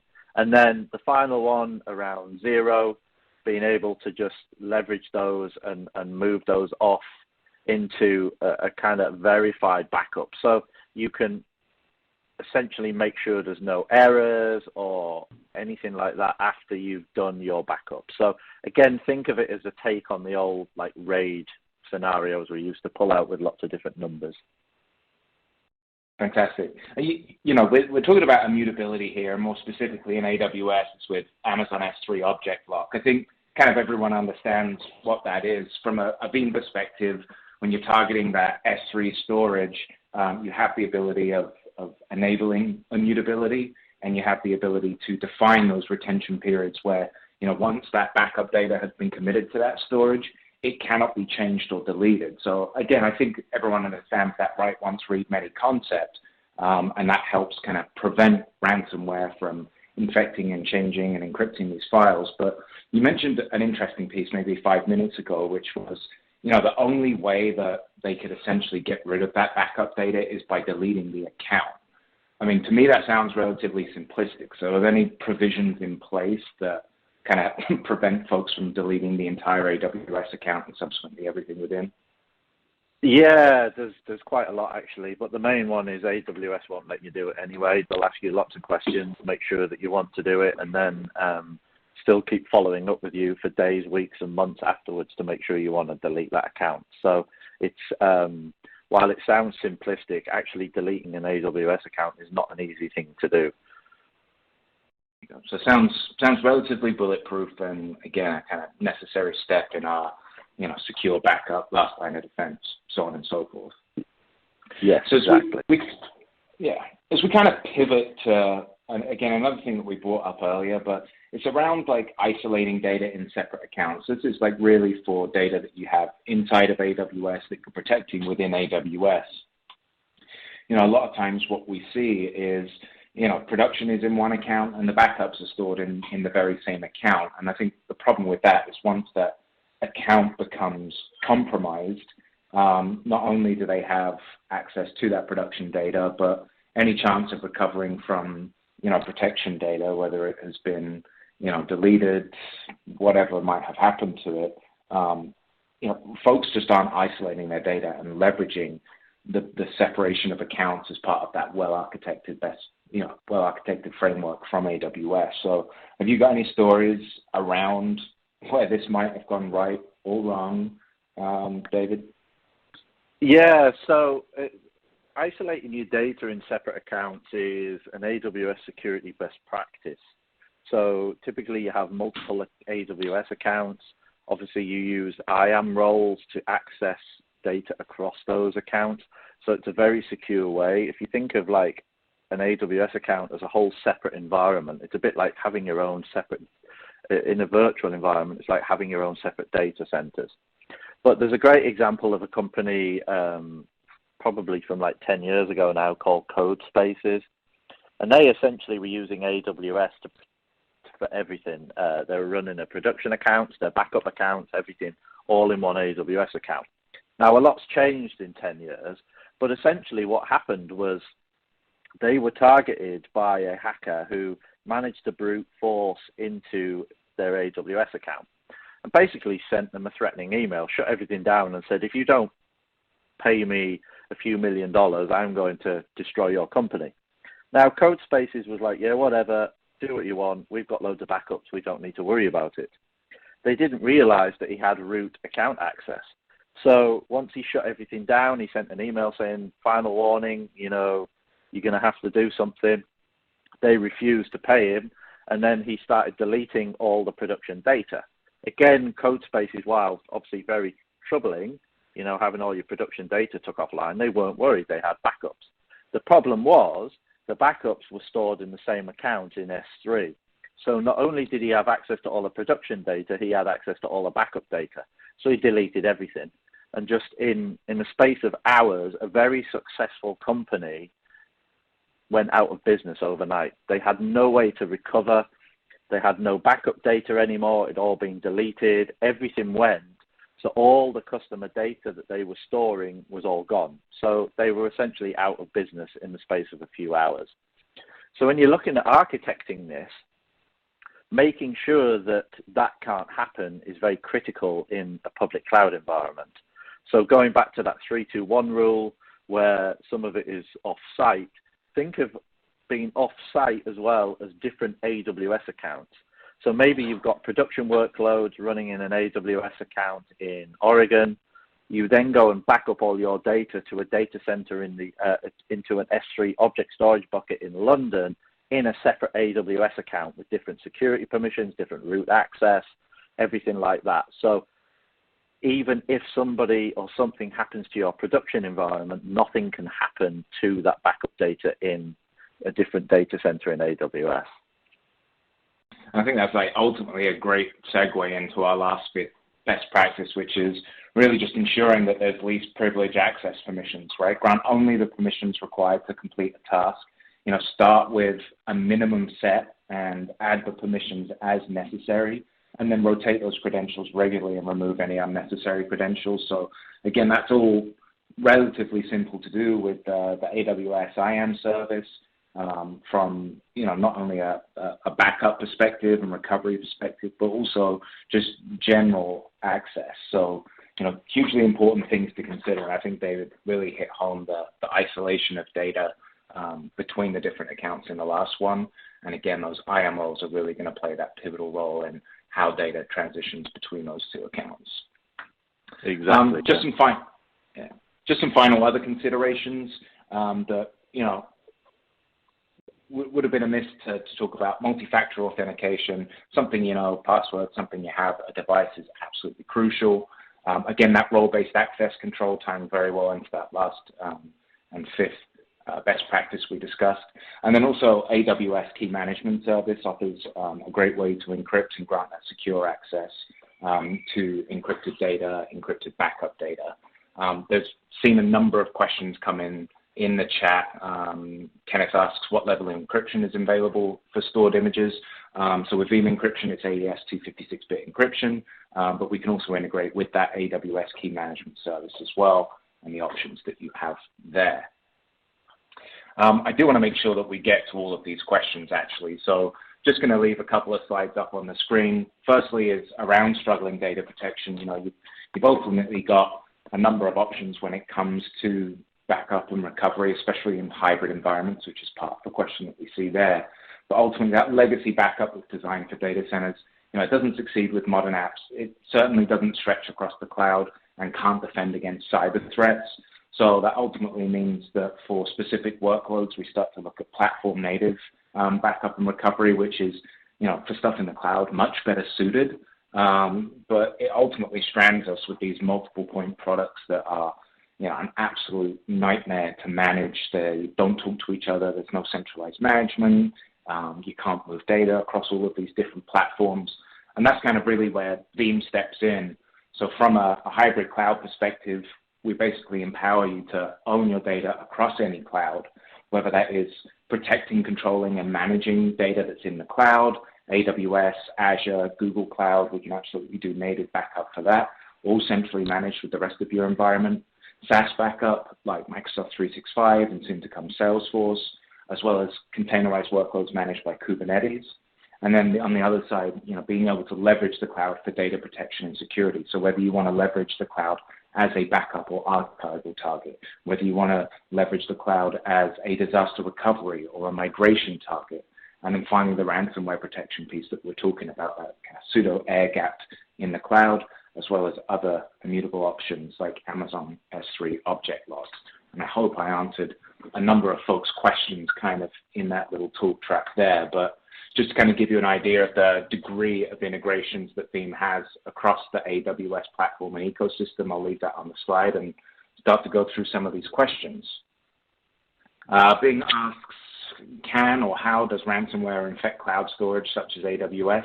The same as it does on premises, right? The cloud is ultimately nothing crazy or new or wildly different. It's just someone else's data center. And you can look at things like the shared responsibility models to understand where your role and your responsibility aligns when it comes to protecting and securing data. So things like the data is always the responsibility of yourself, but things like the infrastructure, availability zone, so on and so forth, certainly falls in the hands of AWS, but ransomware can, will, and does happen in the cloud. Steve asks, do we do AWS only? Do we do Google Cloud, Yandex, Alibaba?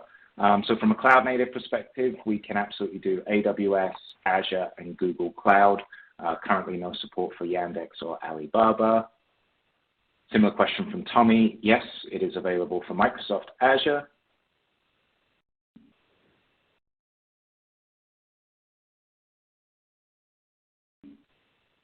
Ejaz asks, David, this is a good question for you. In AWS, despite built-in high availability, would we recommend to run local or on-premise backups as best practice? So the way I would look at that is, I would say yes, you want, but whether or not they're on premises is however you want to look at it. But what I would say is think about how you can have your backups in different environments. So if you think about, like, for example, you have a global AWS outage and you need to recover quickly to a different public cloud, for example, how are you going to do that if AWS is having lots of network connectivity issues or something like that? So consider how you can architect your environments to give you the best capabilities to recover in the event of an outage. It doesn't matter whether it's your own data center or a public cloud or a managed service. There will be an outage at some point. So how you're able to manage that is critical when you're actually architecting your recovery platform. And then final question that we'll take today is from Kenneth, Jim. It's, is Veeam backup less expensive than the AWS backup solution? Why would we want to pay for a third-party service when Amazon offers the same service? They are absolutely not the same solution, and there are a significant number of similarities between the two of them, and there are a significant number of differences. Ultimately, I would say look at the feature set and understand what your data protection requirements are and choose the one that's best for you. Certainly, areas where Veeam would shine over AWS include the tiering options across onto different Amazon S3 object storage classes, helping control costs. From a recovery perspective, we don't require you to recover the entire machine. You can absolutely do file level recovery. You have that, search and browse function just to do individual files. We also have the hybrid approach, right? So if you are like the majority of it's like 92% of other organizations where you're hybrid, instead of having multiple point products that don't talk to another and have no data mobility between different platforms, Veeam can absolutely deliver that centralized management, the cloud mobility, data portability piece as well. The list really goes on, and I'd be happy to address that offline further with you, Kenneth. But ultimately, that's kind of everything that we have for you guys today. So I'm going to transition it back to the Megacast team. Thank you very much, everyone. And any other questions that came through, we'll be sure to answer them. Thanks. Great presentation, Sam and David. Really appreciate that. I learned so much from the folks there at Veeam every time you all present. So thank you for that. And thank you, of course, for the excellent top 5 security best practices there. They're very helpful. I want to call everyone's attention to the poll question that's on the screen. I will leave that up while I announce our next set of prize winners. But also don't forget about, in the handouts tab, there is a link there to data immutability for ransomware protection, a cyber insurance requirement. It's a resource hand-selected there by Veeam, so make sure that you check that out. All right, our next prize winners here on the Megacast are, this is Amazon $500 gift card going to Rick Lupton from North Carolina, and our next grand prize for a Microsoft Surface, this is going to Tyler Spilker from Washington. Congratulations.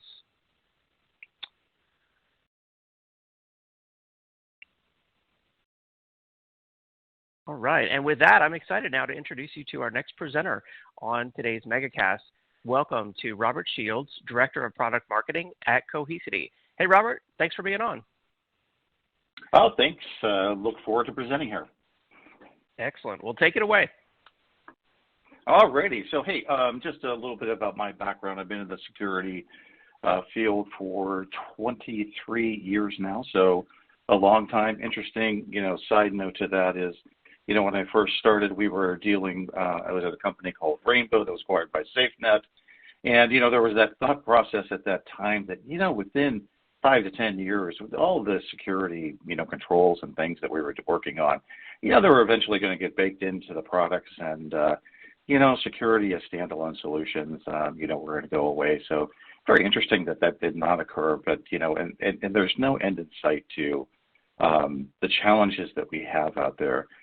There's, all the evolving threats that are going on. And that's what we're going to talk about initially here is, ransomware. Now, in this presentation, what we're going to do is we're going to talk about, how we are dealing with the ransomware threat.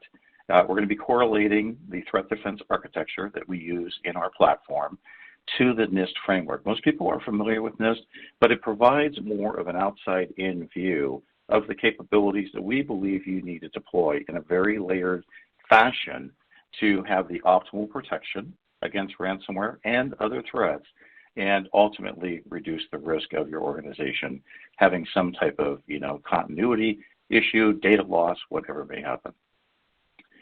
So with that, this is, interesting couple articles here. Some of you may have seen them, but ransomware is not going away. And if you look at the article there, Tech Radar, they're talking about the Department of Justice last year. They basically said, hey, ransomware is the equivalent of terrorism. And if you think about the implications of it and what it can do to infrastructure, it certainly has potential to have mega effects on organizations and culture. So very serious threat. ZDNet, interesting headline there, but it is what it is. Ransomware in 2022, we're all screwed. But, that goes to the fact that ransomware has been institutionalized. Cyber criminals, cyber gangs have, chopped it up into a number of components. You can buy it as a service. You can buy various components of it. They are making money on it. That's the key. They're making money. It's been monetized. It's not going away. So, that was the estimated attacks last year, along with these ZDNet. A lot of the tech execs believe that this will, continue in 2022. And so if you look at the 714 million number, that translates to a new ransomware victim every 11 seconds. So that's kind of shocking statistics there. But anyway, it's not going away, and that's something that we have to deal with, and for the inevitable future. But there's more. When we talk about a platform that manages data, there's other things we need to be worried about. There's the insider attacks that can happen. For whatever reasons, there's a lot of different motivations, and then just the good old-fashioned data breaches where people are after your data. They want to steal the data. They want to use maybe privacy data for fraudulent purposes, identity theft, whatever. There's all sorts of things besides ransomware that you need to really lock down your data in a platform like we're talking about to protect against ransomware and other things. So with that, just a little bit about the platform that we're talking about here. We're talking about next generation data management. We're primarily known for backup and recovery. That does include files and objects. Also, of course, disaster recovery in that. But we have data security and governance, built into the product from a security standpoint. And one of the things, with this platform of data, we can do provisioning for test data management. for AI, analytics, whatever, the analytic purpose is.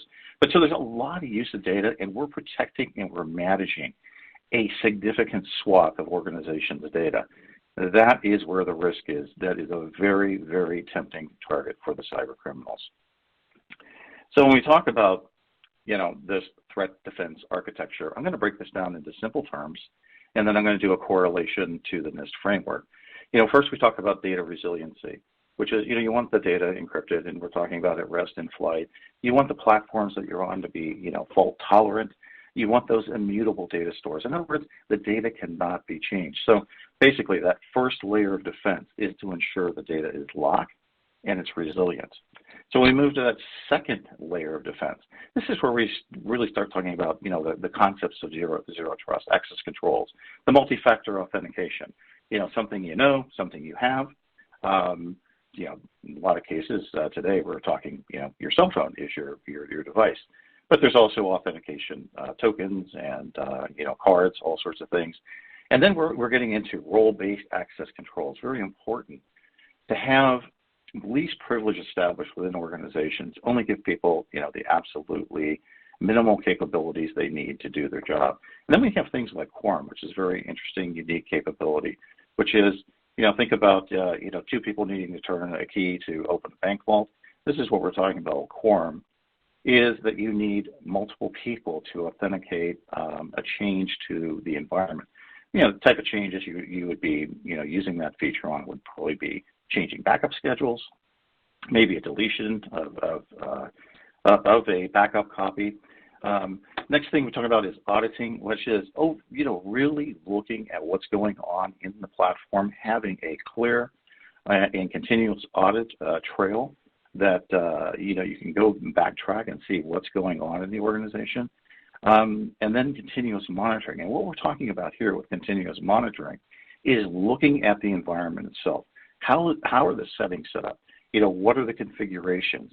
Is there risk inherent in the way that the environment is configured? Next layer, what we talk about here is detection and analytics. And this goes into, a number of things. One is, looking at, threat detection and, looking for malware within the environment.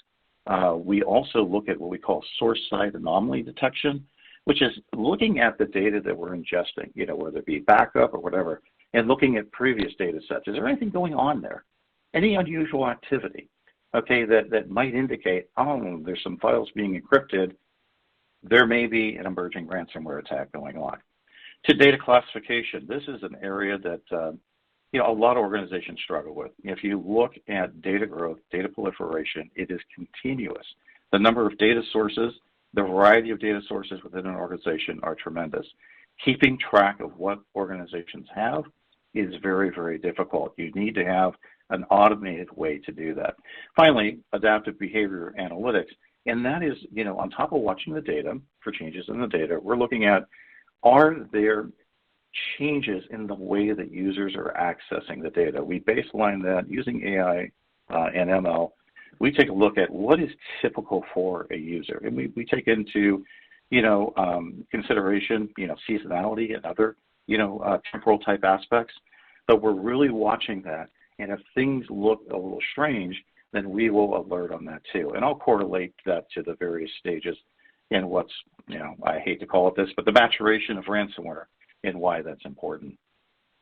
Now, finally, the one thing for a platform, whatever platform you get, you need to leverage the existing processes and controls that are in that organization. And so integrating into their incident response systems, their learning systems, their SIM systems, which, correlate all sorts of, various events and tell you, hey, you should go check this out. Integrating into those is very important. So, integrating into a Palo Alto Networks XSOAR, environment, or a Cisco, Secure X, or, any other, alerting or, monitoring system there, you need to plug into that. You do not want to have a standalone system. You don't want to have an island. You want to plug in. You don't want to duplicate things that organization has spent tremendous time and effort investing in and fine-tuning. So with that, David, we're going to go to our first poll. If That's you can right. watch that. Yeah, I want to call everyone's attention to the poll on the screen here that says, does your IT operations and security department follow any sort of cybersecurity framework? And it's a simple yes or no question. And we will share the results of this here in just a moment. Let me give everyone a moment to respond to this. Robert, maybe there's some examples of cybersecurity frameworks that you had in mind. Yeah, in fact, here? that's one of the ones. Yeah, we're going to focus on NIST. There's ISO. There's a number of different frameworks out there. This is not surprising, the results here. I would think some of the no's are probably some either smaller organizations or maybe organizations who have developed their own internal frameworks and don't adhere to some type of external framework. So we have one more poll question, David, if you could go ahead and launch that one. Yeah, absolutely. The next question here on the screen is, how familiar are you with the NIST cybersecurity framework? Very familiar somewhat, or not familiar really at all?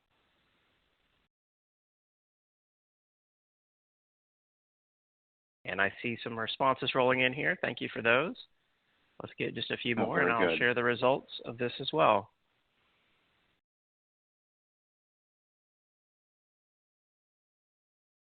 Awesome responses here, David. Getting a lot of people voting. Yeah, it looks great. Like 49% said somewhat familiar, 19% very familiar, 31% not familiar.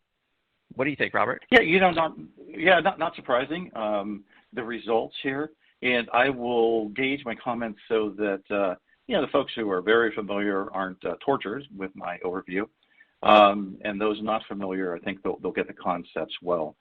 So I think with that, what I'm going to do is go ahead and proceed here, David, to back to the presentation. And one of the things, I got this from NIST itself. NIST has a ton of resources out there on their website. And I thought this was a great way of saying, hey, this is a very popular framework. It's, I do talk to people around the world. In the role that I have, I talk to a lot of customers, a lot of our partners, and it's surprising how often the NIST framework comes up. And again, the reason I'm bringing this up is because it's a very simple framework, very intuitive. It's used around the world. It has a lot of peer review, and I think it's an easy way to take that threat defense architecture and go, okay, in the way that, a lot of organizations are looking at, their security architecture and their processes, basing it on this framework, how do we subscribe to that? And so, from a very, simple standpoint, when you look at NIST, it has the identify function, which is basically, hey, let's develop an organizational understanding of, the cybersecurity risk, to the people, assets, data, and, other capabilities. So that's identify. Then you got protect, which is, hey, these are the controls.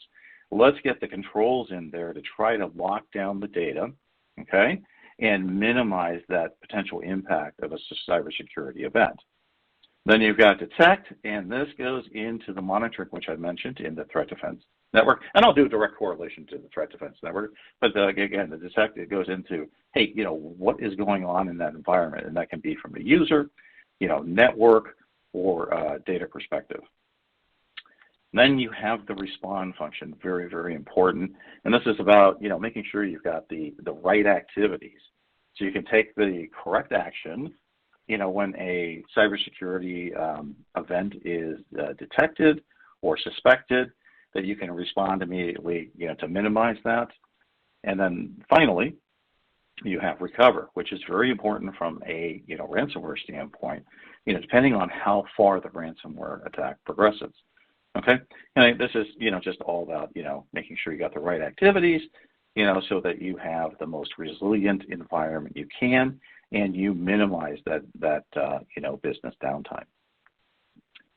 So when I take that overview there of this, and I start going, okay, so what is it how do we correlate the layering effect to protect that data from the ransomware attacks, from insider attacks, from data breaches? First, we go into the identify, And we talk about, our visibility. We have that across all the environments. And one of the important things that we can do besides scanning for vulnerability in the environments that we're looking at and the ones that we're hosting is we can take a look at what data we are ingesting. What are the classifications? How critical, how sensitive that is? Because that goes to, how that data should be handled in a recovery standpoint. And, also for, an incident, if you think about privacy, if you know that, hey, this data has been breached, there are certain notifications that, have timers on it. So you need to have that intimate knowledge. And again, that goes to, data proliferation, data growth. Those environments are changing constantly. So you really do need to, monitor that consistently. You go into protect. I know you guys have heard about immutability, but again, that's, the locking of a data image, a backup copy, so it cannot be changed. You do not want that data changing. You want that data to be locked for a specific time period, and you don't want anyone to have the ability to change that data. That's really, really critical. And again, I'll relate that to the various stages of ransomware so that, it makes sense on how that falls with various types of ransomware attacks. And some of the other things I mentioned there, MFA, RBAC, and then, other things like, not having any service backdoors, whitelisting capabilities. Detecting, this is where I got into the discussion about looking at data, watching users, and making sure that you do not have, any anomalous activity going on out there that could create risk for the organization or is an indicator of a potential attack. In the respond, the ability to, restore anywhere, okay, from, and having that built-in audit and reporting capability. Also being able to look at, active directories and understand whether those active directories, not just the data, but the active directories, have they been compromised? And then recover. Probably one of the most important things, if you're looking at ransomware attacks, the ability to instantly recover. Very, very important to have, what we call instant mass restore, the ability to restore multiple VM images, in a snap, okay?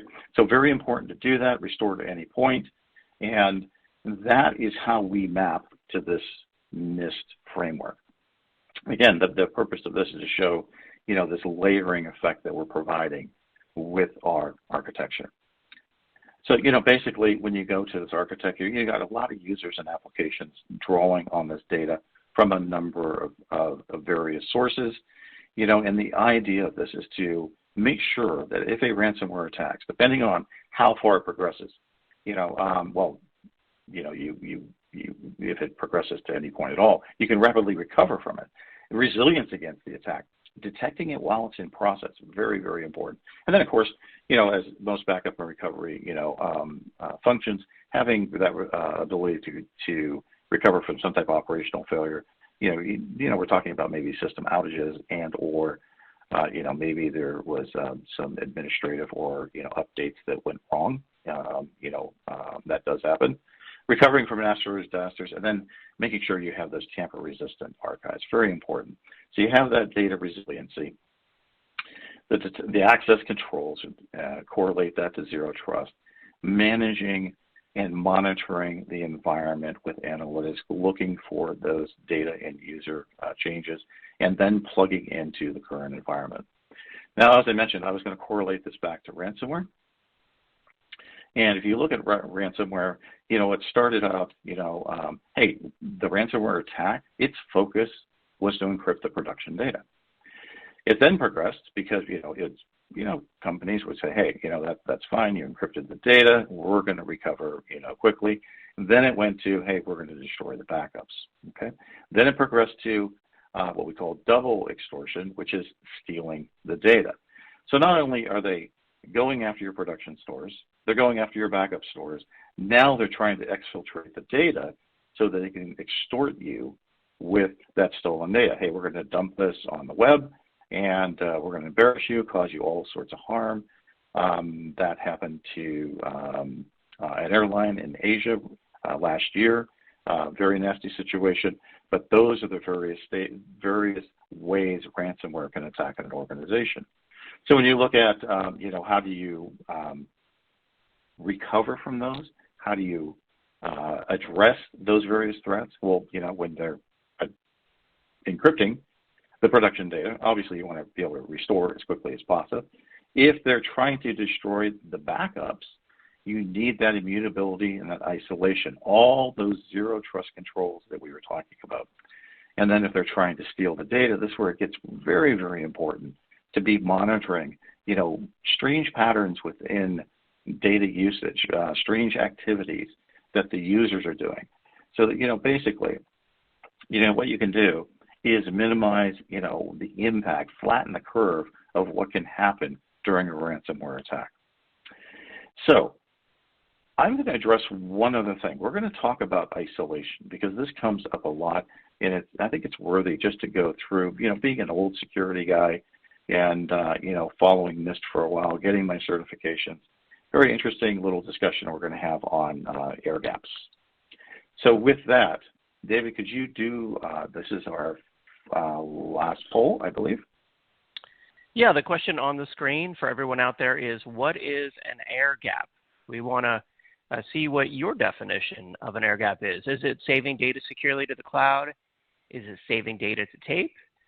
Is it the highest degree of electronic and physical isolation, or maybe none of the above? Thank you for everyone who has answered so far. Let's get just a few more responses.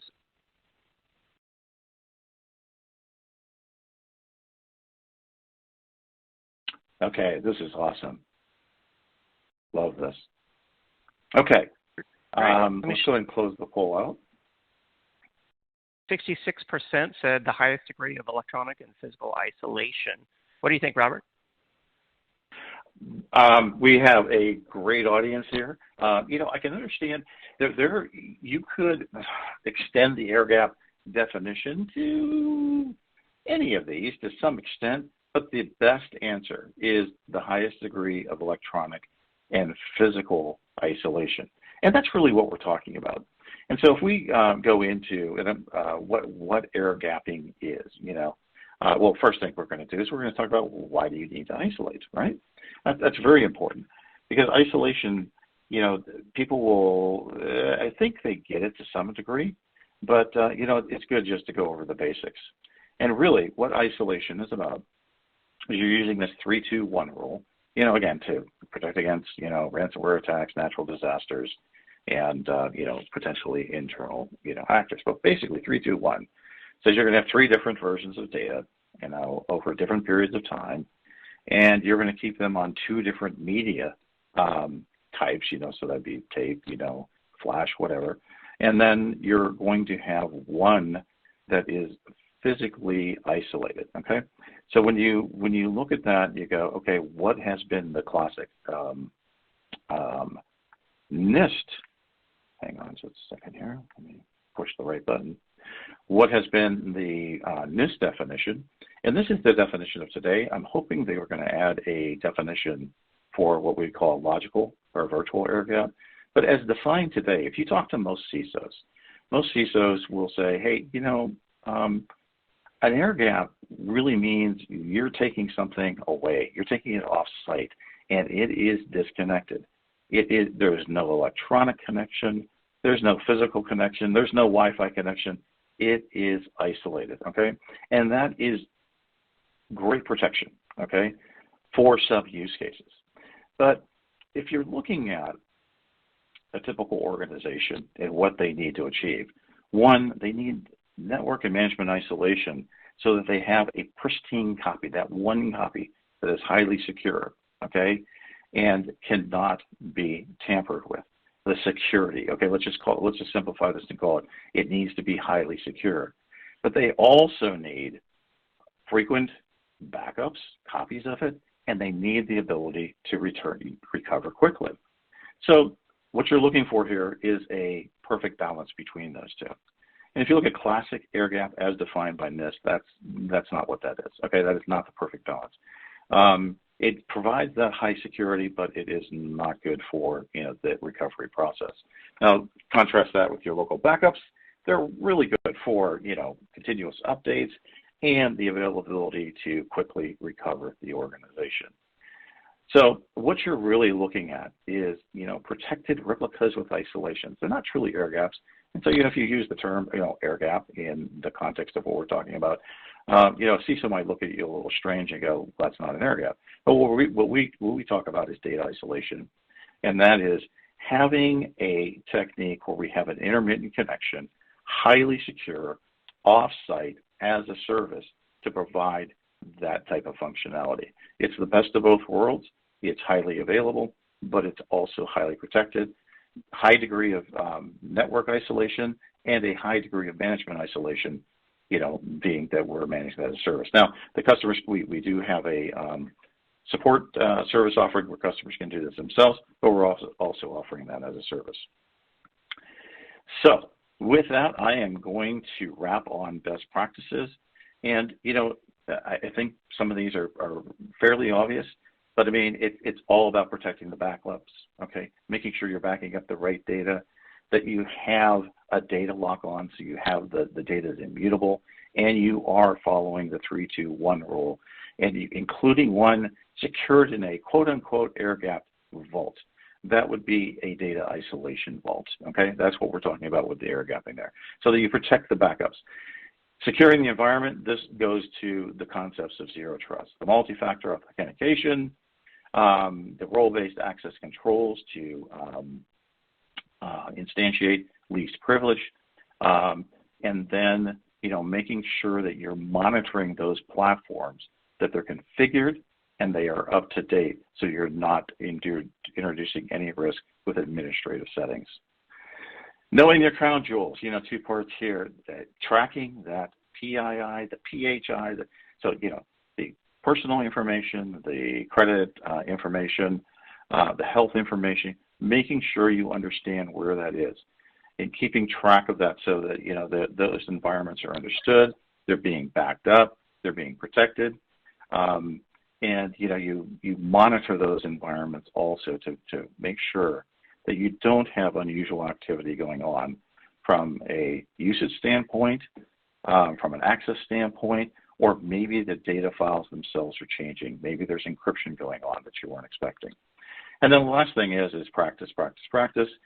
This is emphasized throughout NIST in the recovery process, is that you really do need to have a strong and repetitive process for ensuring that you can recover in the worst case scenario.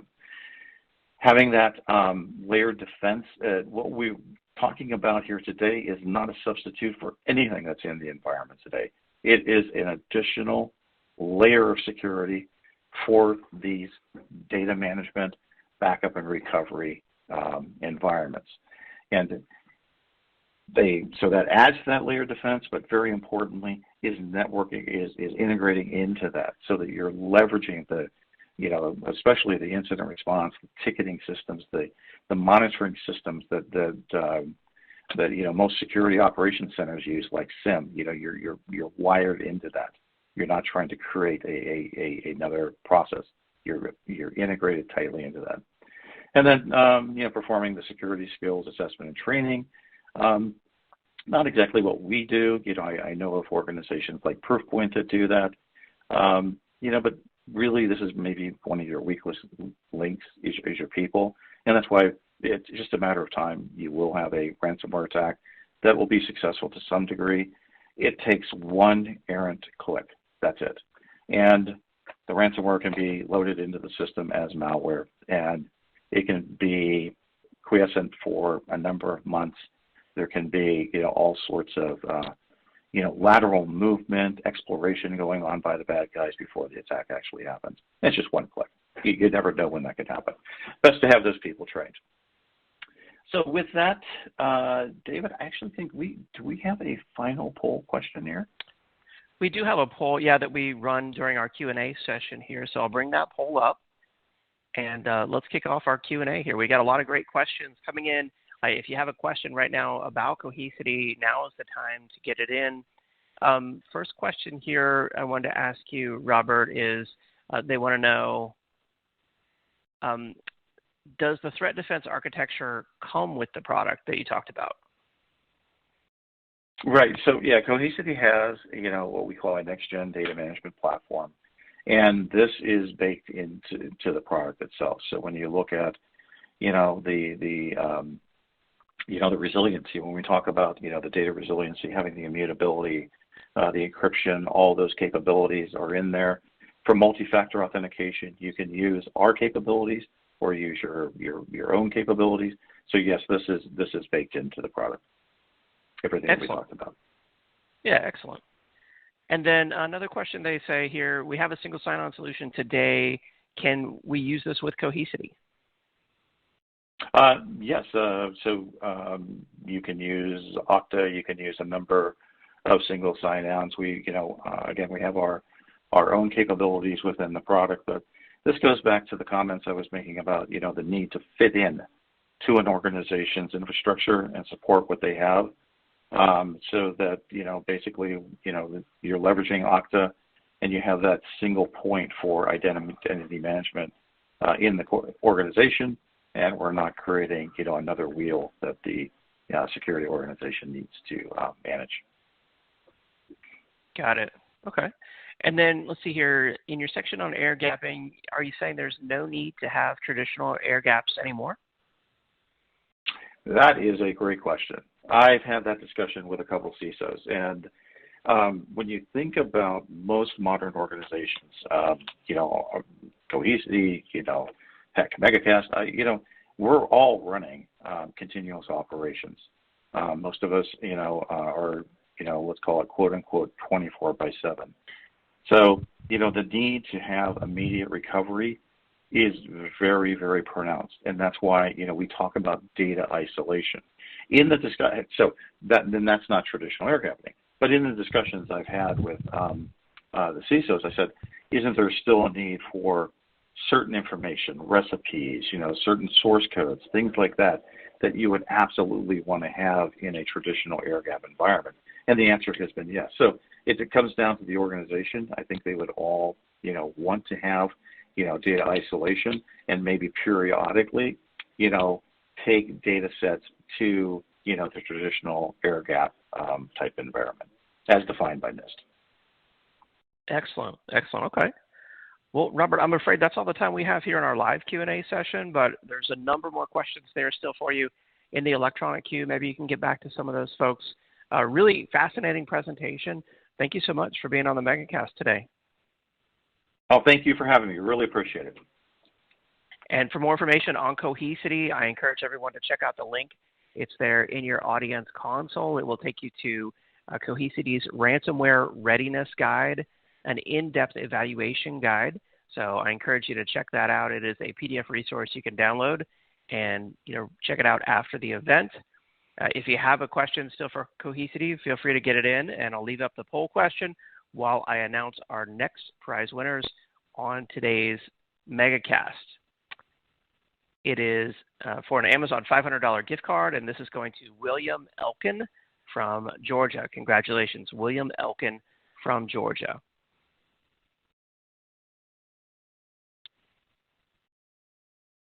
All right, and with that, it's now time to move on to our next presentation on the Megacast. I'm excited to welcome Tom Bailey, Senior Director of Product Marketing, and Neil Clausen, Regional CISO at Mimecast. Tom and Neil, it's great to have you on. Take it away. Okay, David, thanks so very much. Hello, everyone. My name is Tom Bailey. I look after strategy and evangelism here at Mimecast. I have the distinct pleasure of being able to host a number of panels myself on behalf of Mimecast, but today we're with Actual Tech. And I'm delighted to bring back one of the key Mimecaster that I go to when it comes to talking about advanced threats, and in particular ransomware. The entire agenda for this particular Megacast is dedicated to ransomware and understanding what that threat looks like. And Neil Clausen, I'll let you self-introduce, please. But you and I have spent a good amount of time talking about this very topic. Hi, folks. Thanks, Tom. My name is Neil Clausen. I've been with Mimecast for a number of years, but have been in the IT and security space for quite a while and faced the same challenges that most of you have. How do you orchestrate an effective security program, and how do you deal with the day-to-day threats? Excellent. Neil, thanks again. So we thought we would run this particular session as a bit of a chat, as Neil and I do, speaking to customers, being in events, whether virtual or soon to be in physical, and being able to talk to customers and CISOs and SecOps professionals about ransomware in general. So we had thought about, first and foremost, leveraging a Mimecast asset, which we're very, very proud of. And that is the State of Ransomware Readiness Report, which is our very first publication of this report. It comes on the heels of 17 years of generating the State of Email Security Report from Mimecast. And then we also have created a new State of Brand Protection survey results and findings. The State of Ransomware Readiness Report, and we're not going to talk too much. We're leveraging this as a bit of a vehicle, as a foil by which to have this discussion. But it looked after 742 cybersecurity professionals, as you can imagine, all the C-level as well as director level down, and 68% worked in organizations of at least 1,000 employees, 28% running at 5,000 and above. So a healthy dose. And it provided back survey results, which as we look globally, and as I engage, and Neil, as I know you engage, with the global audience in the vendor landscape, the numbers are coming in nearly from all of us about the same. I think each of us are finding some unique findings within the vendor community. But for the most part, the epidemic of ransomware has been prolific. As a matter of fact, Neil, you and I talk about sort of like how executives respond, but this notion of executive response has, in my career, never been as strong as we're seeing now. Even during some of the major antivirus outbreaks from years gone by, they were sort of like blips that happened and then they were taken care of. Ransomware has been a persistent threat now for 18 months and has hit some very high profile targets. We leverage, or I've leveraged this term before, that ransomware has entered the boardroom. Executives, in ways that they haven't in many years, are needing to return to, for lack of better terms, the boiler room in order to understand what exactly is happening. Neil, the 66% of respondents in SecOps saying that they would feel extremely responsible versus 33% of respondents, security professionals, indicating that they wouldn't feel personally responsible based upon the inevitability of those attacks and or what we have heard a great deal about, this notion of skills gap or shortage. What are your thoughts on that? We've talked about this a few times. Yeah, I mean, as someone who's been in the field, who's been on that front line, there's a lot of passion involved with security, right? It is a team sport, and we like that idea of winning and succeeding. The challenge is making that reliable system out of a bunch of unreliable parts, right? The hackers are finding their way through. So I think maybe that 33% are folks that maybe need a pat on the shoulder, but need some methodologies, need some strategies for how they can get their message across up to that board, to be able to say this is a real challenge and we can come up with some real solutions for that. But again, it's methodologies and some extra love. Absolutely. What about some of these other stats, right? Was there anything in here, and we've looked at this report a number of times together. And again, the report itself is yet another, albeit a very fine report. It is another proof point across a variety of vendors, all speaking in similar language about that, the notion of ransomware. Was there anything else that caught your attention? Yeah, I mean, when I look at this, I see a blend of things that you can do proactively and reactively. And of course, we want to stay left of bang. We want to do those people, process, and technology aspects that get you ready. So I think a lot of the things I'm seeing here, like notifying law enforcement, well, my question would be is, have you proactively engaged with those? Are you working with your community to be able to say, well, who do I call when that bad day happens? Or how can I be leveraging that proactively to, for example, get threat intelligence from them? So there's a lot of things we can do here. And I think it's just about breaking them down and addressing them each one by one. Okay. Well, of course, one of the ways in which many security professionals address this is through the common sort of inclusion of the notion of PPT. So effectively, people, process, and technology. This lens is oftentimes used as a means by which to understand, either from a vendor landscape, how can we build products in cybersecurity and that ensure we're protecting people, we're folding into processes that are in place at organizations, or we're top approved cybersecurity framework processes, and then also the technology themselves, making certain that as a vendor, we're able to come in and integrate with a customer's investments that they've already made in cyber. But it's also a great way to talk about protection. And Neil, this is an area where I always get excited because you do have a practitioner's experience when it comes to how do we secure people, how do we leverage process or secure our process, and then also what role technology plays in the mix. So in the end, we don't have a lot of slides for our audience today by design, high impact slides, if nothing else, that kind of help us to get through these topics. Neil, let's start with people. What are your thoughts there? Yeah, I mean, I guess I'd say events like this, virtual or in person, are where I've leveraged my peer networks and leveraged the people aspect to get some of these insights. So this is really, again, that team sport aspect.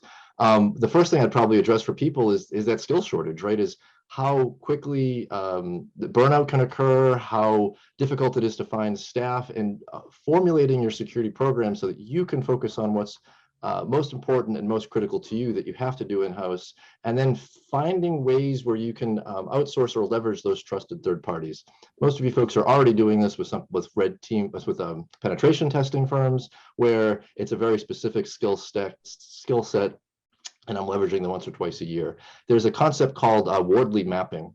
Wardley mapping is a methodology for identifying what is most important to you, what is most visible, and where are the things that you have to do it in-house or custom, or where can you move to commodity and third-party resources. So we'll be providing a bunch of links at the end of this, but again, I would strongly suggest folks map out their security program and their tool sets for what they currently have, and where they can start moving to the right, moving towards where you're leveraging those third parties so that they focus on their expertise, you focus on yours, and being able to then pivot to your board and to your leadership saying, we're being smart about this, right? This might cost a little bit more in terms of money, but in terms of time and freeing up and us really being good at what we need to be good at, that's a huge benefit.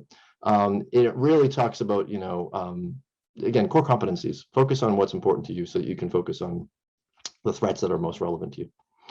That's an excellent perspective from sort of the defender's position in terms of people. How can SecOps professionals leverage people? And you have to be careful with the words here. First line of defense sounds a lot better than human firewall. And I think as a profession, we've gotten better at using those disparaging terms regarding end users as being, human shields. Mm-hmm. But there is still, even when it comes to people and this notion of cybersecurity culture, are we as an industry, as a vendor community, putting too much of the responsibility on the shoulders of our end users? Well, I mean, a lot of folks will look at their click-through rate. How frequently does my staff fall for a simulated phishing attack? And I think that's a good metric, but more importantly, I would say leverage that clickiness in terms of what's called a FAIR analysis. It's being able to look at what's my contact frequency, being able to quantify risk in a way that, again, when you go to your board, you can say, this is how frequently this type of activity occurs. So can I implement controls commensurate with that risk, right? It's not necessarily about doing more training or beating up the users. It's about how can I take this one fact and leverage it elsewhere. I'm also a big fan of maybe using some of those clickiness scores to say, well, this is a high risk group, so I'm going to modify my web filtering policy, for example. So I'm providing those users with not a punishment, but with an extra level of protection, right? Because I have evidence of that. So those evidence can be used, again, both for risk analysis and for direct integration into your ecosystem of controls. So for example, your endpoint controls, your web filtering controls can kind of benefit from that awareness. Leverage it not it's just a stat, but as something that can be operationalized. Right. Hmm? Okay. Sorry. No, I was going to say, and the one other aspect I'd focus on too is called red team thinking. So it's about getting your people, all the folks, to say, well, where are my failure scenarios? Where in this complex system of systems might I have something that doesn't quite work as expected? There's a cliche, it says, it's not what you know, it's not what you don't know that'll hurt you. It's what you know with absolute certainty that just isn't so. Meaning validating those assumptions, having folks play a devil's advocate to say, yes, and show me. I always say trust is not a control and luck is not a strategy. And this is kind of one of those aspects of let's make sure that we apply this red team thinking in a way that flushes out those areas where an assumption isn't quite true. Right. So, okay, so we talked about people. We talked both about defenders as well as the end users, the community. In many cases, they're the ones who are seeing, at least, if not full-blown attacks, they're also seeing some recon missions, right? There's always an exploratory sort of core sampling in order to understand the overall security posture. Let's talk about process. We talked, you started to lead into this in many regards, right? You talk about worldly mapping. That's a type of process, but it's best to a great way to understand people. FAIR Institute, NIST, MITRE for the actual researchers, right? Again, in the context of understanding ransomware and how to be ready for it, what's sort of your general guide, or was your experience when it comes to you picking or leveraging a combination of best processes? Yeah, I mean, really, it comes down to using processes to make sure you have an understanding of that situational awareness, have an understanding of your ability to detect the top types of attacks that you might be subject to. So my recommendation is to leverage that MITRE attack framework, but there's a subset of that called MITRE Detect. And again, I'll provide the link. It's really just a methodology saying for each one of the top TTPs that we might be subjected to, the top attacker methodologies, do I have visibility to it? Do I have a control? Do I have logs? So it's kind of on a rough scale of 1 to 4, 1 being I don't even have the log, or 4 being I do have that log and I have alerts and correlation and detection ability wrapped around it. That then lets you get a more quantified view of what's my preparedness. What do I need to invest in new controls? Do I need to invest in simulations to figure out where if those controls are actually working or not? So this is, I think, a great way to again give visibility to folks and bridge the gap between yourself and the IT teams, or vice versa, as well as upstairs saying, "Hey, I need this initiative because we're completely blind to something that evidence." The threat intelligence evidence is saying that this is going to be something that might give us a bad day. So a lot of the, as you know, a lot of the security professionals and our CISOs that we have the privilege to be able to speak to by virtue of working in the vendor community, many of them speak to the value of heat mapping as a traditional tool for understanding an overall where one sits in terms of readiness for whatever type of event, right? You mentioned FAIR and the FAIR Institute, which puts a finer point, I think, on heat mapping by being able to be much more analytic to ensure that you actually start putting some numbers behind a color, right? Red, green, and yellow are great when you're at a stoplight, but they don't provide anything other than a situational awareness. It doesn't tell you the detail you're after. So again, for today's audience, and obviously as we've been speaking together, I mean, this notion of being able to be prepared and to understand what the magnitude would be in a ransomware attack. Understand we are at risk, but how do you quantify that risk? Yeah, I mean, that's tough, but what I would say is the cliche of an incident is a surprise, but our response shouldn't be, right? Understanding that the evidence is most likely that we will be subjected to ransomware attacks and or fall victim to one. So that incident is a surprise really shouldn't be, but your response should definitely be planned. I am a strong advocate for running tabletop exercises. Doesn't require hands-on keyboard. can literally just be sitting around the room with those stakeholders, internal IT security, as well as bridging the gap with your public relations teams, your legal teams, your customer facing teams, saying, what are we going to do if X or if Y? So identifying the most likely failure scenarios in your environment, and then working backwards, making sure that your processes have been fleshed out, making sure that people know that they might get a call at 2 o'clock in the morning, and having some call trees for that, right? So it's basically tabletopping what you hope doesn't happen. There's a couple of good links that we'll provide for that as well, but more than happy to talk to customers about that. We've made plenty of jokes in the past when we talk about tabletopping that we do have a Dungeons and Dragons background. Yeah. But one of the advantages there is that it's all about practice, right? I mean, tabletop is designed so that it always already puts you in a frame of mind. It always keeps you on point with relevant threats. To do it once a quarter, I don't know, I'm curious what your thoughts are. Once a quarter, is that good? Or certainly not once a year. Once a year feels like that's far too Spartan of a cybersecurity strategy. I mean, my take would be take one thing, the one thing that you feel like is most important and most impactful. Ransomware could be one, and run that multiple times until all the stakeholders. So you don't have to have all the stakeholders in the first call. Maybe the first time it's IT and security, you flush your process out. The next time you leave those folks off and you just deal with the IT, with the legal and PR team. So up until the point where probably people say, okay, we know what we're going to do. That's and engaging with your third-party vendors as well. So probably frequently enough. I'll tell you what, Neil, we got to move into, let's talk a little bit about technology. And we've talked a great deal about this already. In the interest of time here, technology plays a significant role when it comes to, obviously, the way in which we oftentimes speak about this when it comes to ransomware is that your best strategy is one of togetherness with the rest of the vendor ecosystem, right? Allowing best of breed products to satisfy certain attack vector types, and then being able to bidirectionally share information across the ecosystem such that we can all share status. That's a common message that, especially in the age of ransomware, has really resonated. Curious on your thoughts there. Give me about a minute response, but we've got to wrap as we can.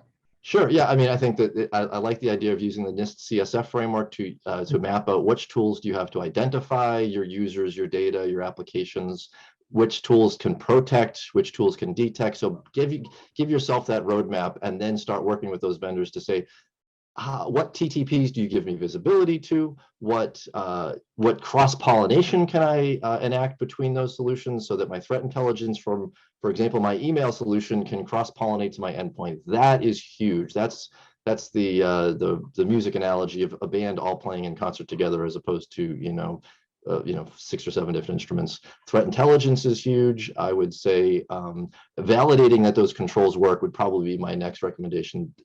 Trust is not a control, luck is not a strategy. Using breach attack simulations to be able to really figure out where my gaps are for real. Good. I mean, I'm trying to think about other technology. One of the things that oftentimes does come up with many of the communities that you and I both speak to is, and we touched on this already, this notion of skill shortage leading to burnout, leading to, hey, maybe we're spending our money wrong. Should we be focused on automation and robots, right? Artificial intelligence, machine and deep, and all of the different models that frankly become a buzzword bingo for many customers at the end of the day. But should it be more spent within automation? Should it be more spent within managed services? Or should, as we've been talking about, shifting right in, there's the notion of shifting left in DevSecOps, should we be pouring our money into our processes, the processes that we leverage on a daily basis? Again, just like there's bands of all different genres. Each organization is going to have its own mix, its own history and culture. But I do think it should be a blend. It shouldn't just be all on automation and not all on other things. So I like the idea of making your smart analysts even smarter by using some of those automation tools to enrich the alerts and to troubleshoot false positives, as well as that ML type AI solutions that can identify things that are happening that maybe don't fall into a certain pattern. So I think it's a mix, right? There is no one silver bullet, but it's about, again, kind of wrapping your people, process, and technology together, figuring out what your most likely attack scenarios are, implementing multiple ways to detect it, and then really testing and measuring that, reducing that attack surface and that dwell time surface down as far as possible. It really does take a lot of it's the non-sexy work, but it's the stuff that really makes a difference in the end and helps you drive that program forward. Absolutely. And then being able to measure that and then be able to sing that loud and proud at that next board meeting, right? As you get called up, and we've seen plenty of instances of that. And those are great stories, where we can work with champions within security professional organizations, IT ops, SecOps, and be able to help them grow their career in many regards, because we'll all look back on this period of ransomware and talk about the ways we dealt with it. Hey, let me wrap up as I can. We invite you to check out the State of Ransomware Readiness Report from Mimecast. I'll dwell here only for a second. We leverage these not only as assets for our community, but the larger vendor communities that we engage with in events just like this. There's similar reporting. We're all speaking the same thing, in particular around ransomware. We will take a moment to actually drop in a few more links. So Neil was kind enough to drop in some of the things that we discussed here today. You can take a look at Wardley mapping, MITRE attack, I think everyone's familiar with, but MITRE detect, as we spend time on that. We talked about the FAIR Institute,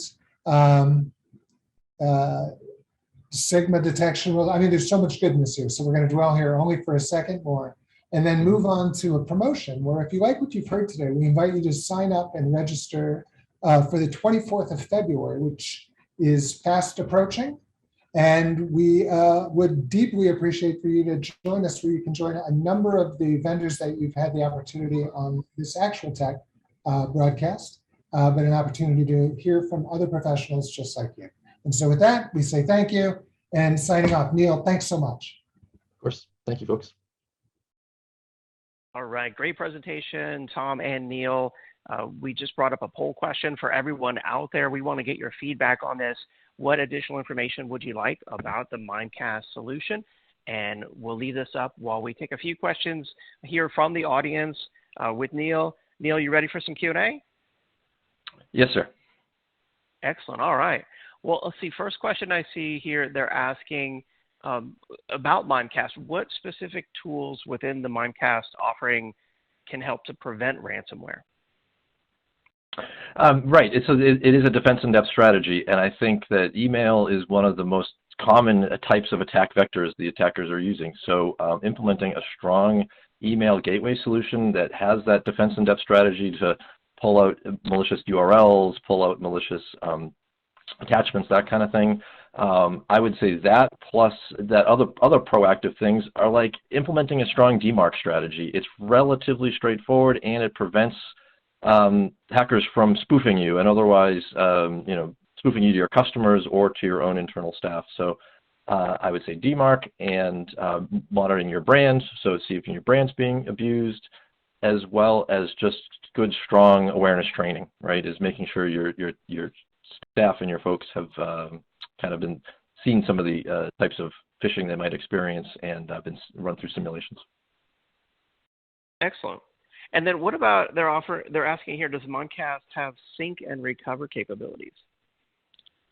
Yes, we do, right? So one of the big things we talk about is an incident is a surprise, but your response shouldn't be. So knowing that in a really bad either ransomware event or other type of business disrupting activity, email is going to be one of your most significant communication channels, right? So Mimecast has resiliency solutions that can help you overcome those outages. It's either Office 365 going down or due to internal ransomware. So yeah, that's a really strong and robust solution. Nice. And then what about security awareness training? Does Mimecast offer that? Yes, we do. Right, and it's clever and it's unique. A lot of the folks that have had to go through awareness training, sometimes it can be pretty boring and dry and static. Ours are really funny and clever and get the message across, and they're sticky, right? And that's the biggest challenge is getting that staff engaged. We also go above and beyond that, where we're measuring folks' clickiness using what's called a safe score. So how engaged are they? And over time, you can leverage that safe score to understand the temperature for your employees and where they're, where you might need, what departments or users might need additional training and/or leverage that in other platforms, as I mentioned on the call. Very nice. All right. Well, Neil, I'm afraid that's all the time we have here in our live Q&A session. There's still many more questions there for you in the electronic queue. Maybe you can get back to some of those folks. But thank you so much for being on the Megacast today. Absolutely. Thank you. And thank you to Mimecast for supporting the event, of course. Check out the handouts tab. They have a resource there that you can download. It's the 10 ways to prevent ransomware attacks. I know something that all of us could benefit checking out and downloading after the event. All right, so thank you to everyone who responded there to the poll. It's now time for our next set of prize drawings here. We have an Amazon $500 gift card.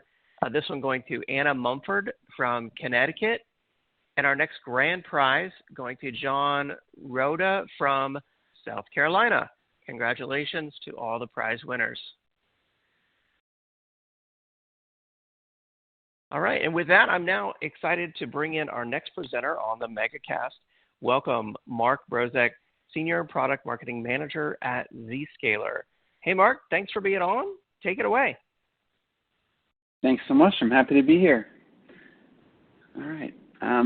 So I am going to talk today about stopping lateral movement to mitigate ransomware attacks. So we've heard a lot of great stuff about ransomware and different pieces of your security architecture that you need in place, from backup and recovery to email security and SOC optimization. So I'm going to dive into the attack chain, and I'll share with you some research from our Threat Labs team. So I work with the Zscaler Threat Labs threat research team, and if you're not familiar with them, they are definitely someone to check out. They're really the premier cloud threat research team in the industry.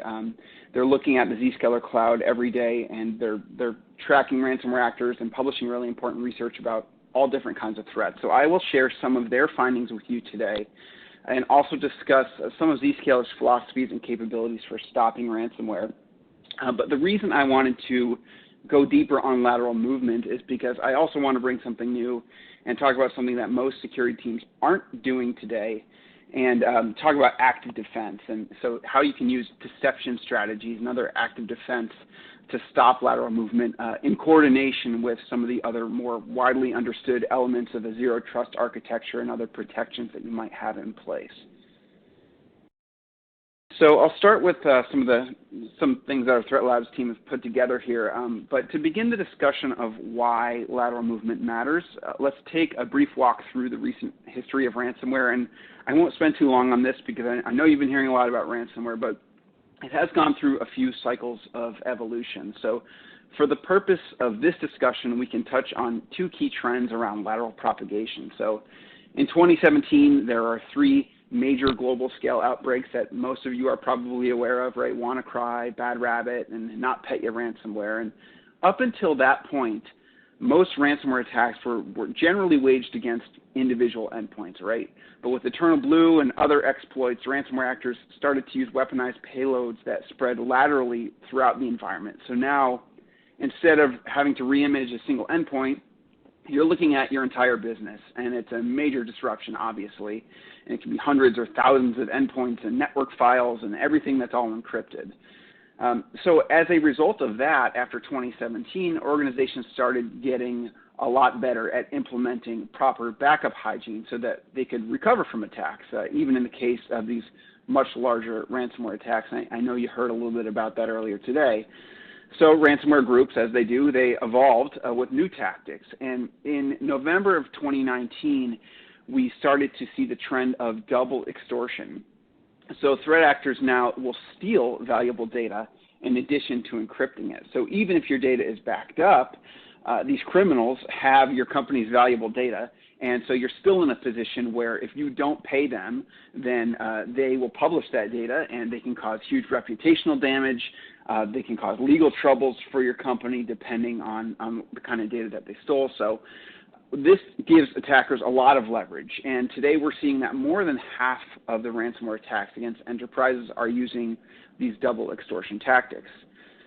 So both of these trends, the lateral propagation and the double extortion, really feed into the key capabilities that we need today to defend against ransomware, right? So with those as part of the attack playbook, you want to reduce the attack surface. So this was always there, but with ransomware as a service and specialized ransomware affiliate networks and all of these things that are giving ransomware actors more tools, they are really good at breaking into your systems, and you don't need to make it easier for them by having a bunch of applications that are published to the internet that they can brute force or use an exploit or get in using stolen credentials. So the first strategy that you need is to reduce the attack surface as much as possible. And with Zscaler, we do that by hiding everything behind a proxy. So there's really only one way in and one way out, and your applications are essentially invisible to the outside world. So in the case of an exploit like Log4j, they can't see that unless they've been authenticated through the proxy, and it reduces your attack surface dramatically, and so that you get a lot of protection right off the bat. Next, you want to prevent compromise, stop the attackers from getting in. That one is pretty straightforward, but I will go over a few ways that Zscaler can help you do that in a minute. Then you want to stop the attackers from moving laterally, as we just discussed. And with double extortion, you now also need to be able to stop them from being able to exfiltrate your data. So let's look at a ransomware attack chain, and we can talk about this a little bit further. So ransomware attacks tend to follow a basic playbook here, right? So there are three phases. First, the attacker gains entry, whether through phishing or brute force or an exploit, and they download a malicious executable. Then the ransomware will attempt to spread laterally. So it looks generally to gain domain admin privileges within your environment. It looks for your crown jewel applications, and it gains a foothold, and it distributes these payloads through all of the different network and endpoint resources that it's going to want to encrypt. And then it starts its action to objective. So they will exfiltrate any data if they're going to do that as part of the attack. And then in a really coordinated fashion, they push out the ransomware payloads and execute them. And all those systems are compromised and encrypted, and it can bring down the organization. So Zscaler's approach to this is defense in depth with our Zero Trust Exchange. So that's our overall platform that integrates a lot of different capabilities, and all of them are rooted in Zero Trust. So we start with Zscaler Internet Access, which inspects all of the traffic that's coming into your organization, both encrypted and unencrypted.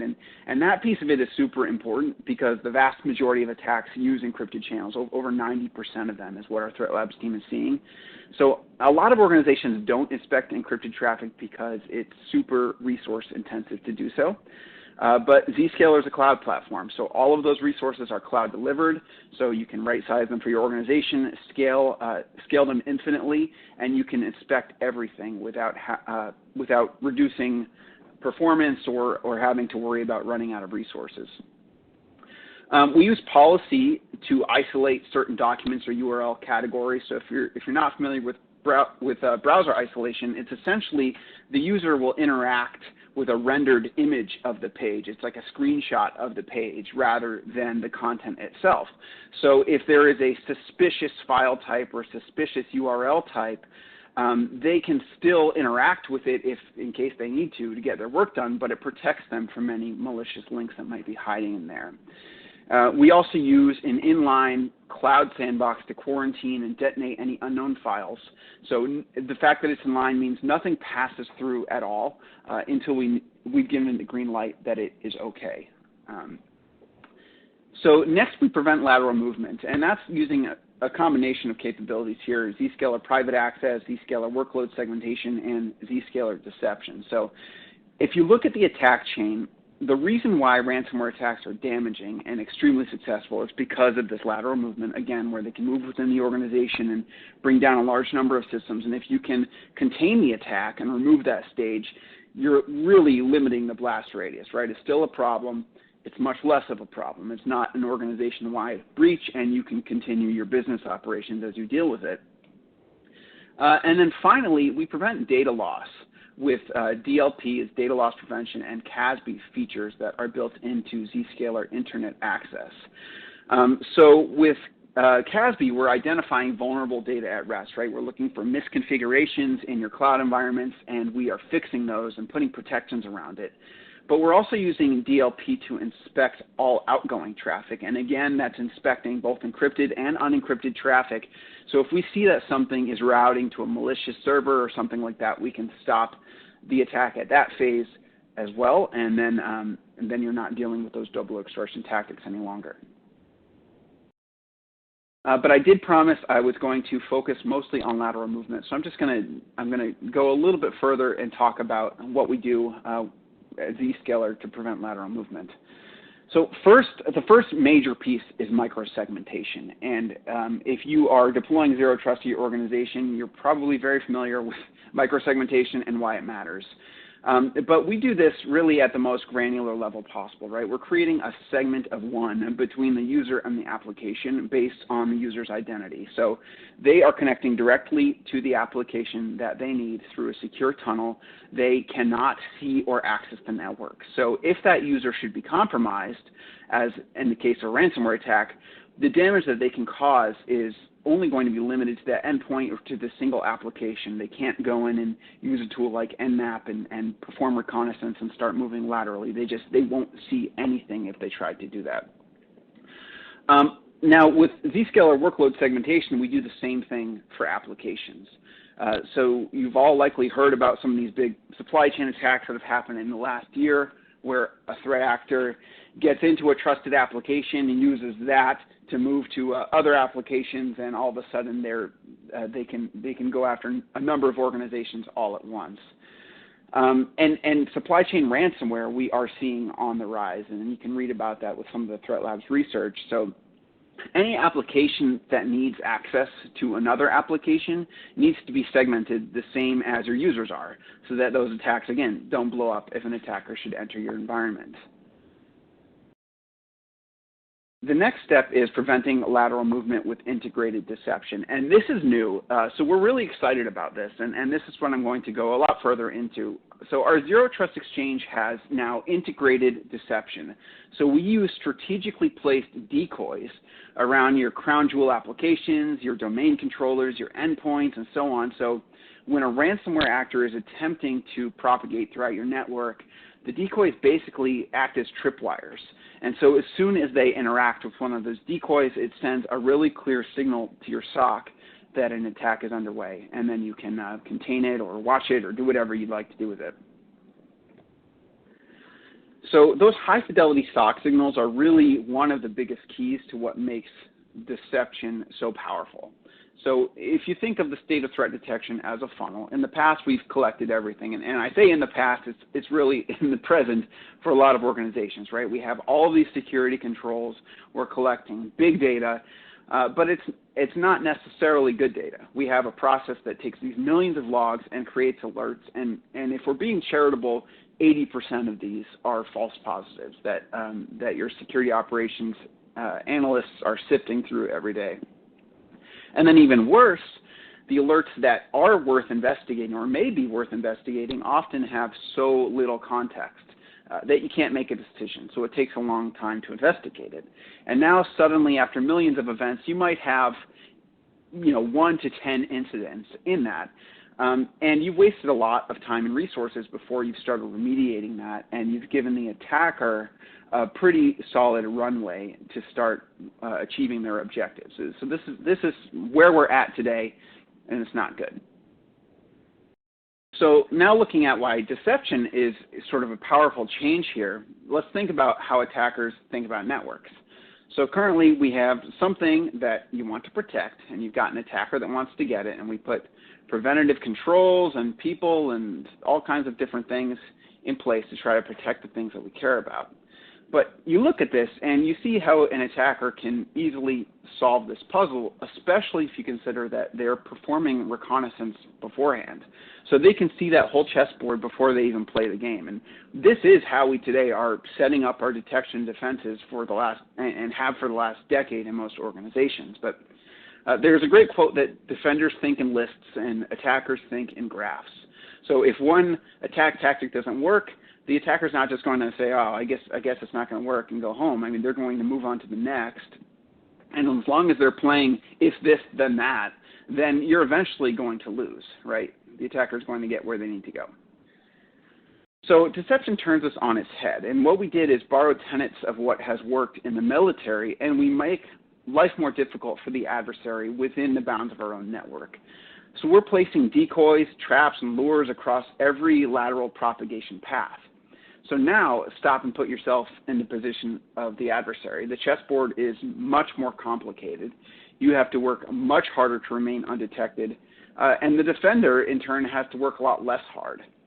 So this really does flip the script and gives the defenders the advantage now. Rather than defenders having to be right 100% of the time to stop an attacker, now the attacker does. They can't make a single mistake or they're caught.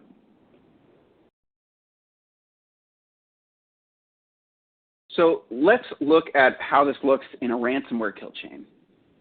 So the adversary, before they breach your system, they're either phishing or running recon to find applications for something that can be compromised. So they then get a foothold in the network, and within 15 to 20 minutes, they're running reconnaissance, usually of your Active Directory. And they go for the Active Directory because it's the phone book of the network for the adversary. So they can quickly determine who are the important users, where are the applications, where's the security team, where's the CEO's laptop, and they get all of that information very quickly.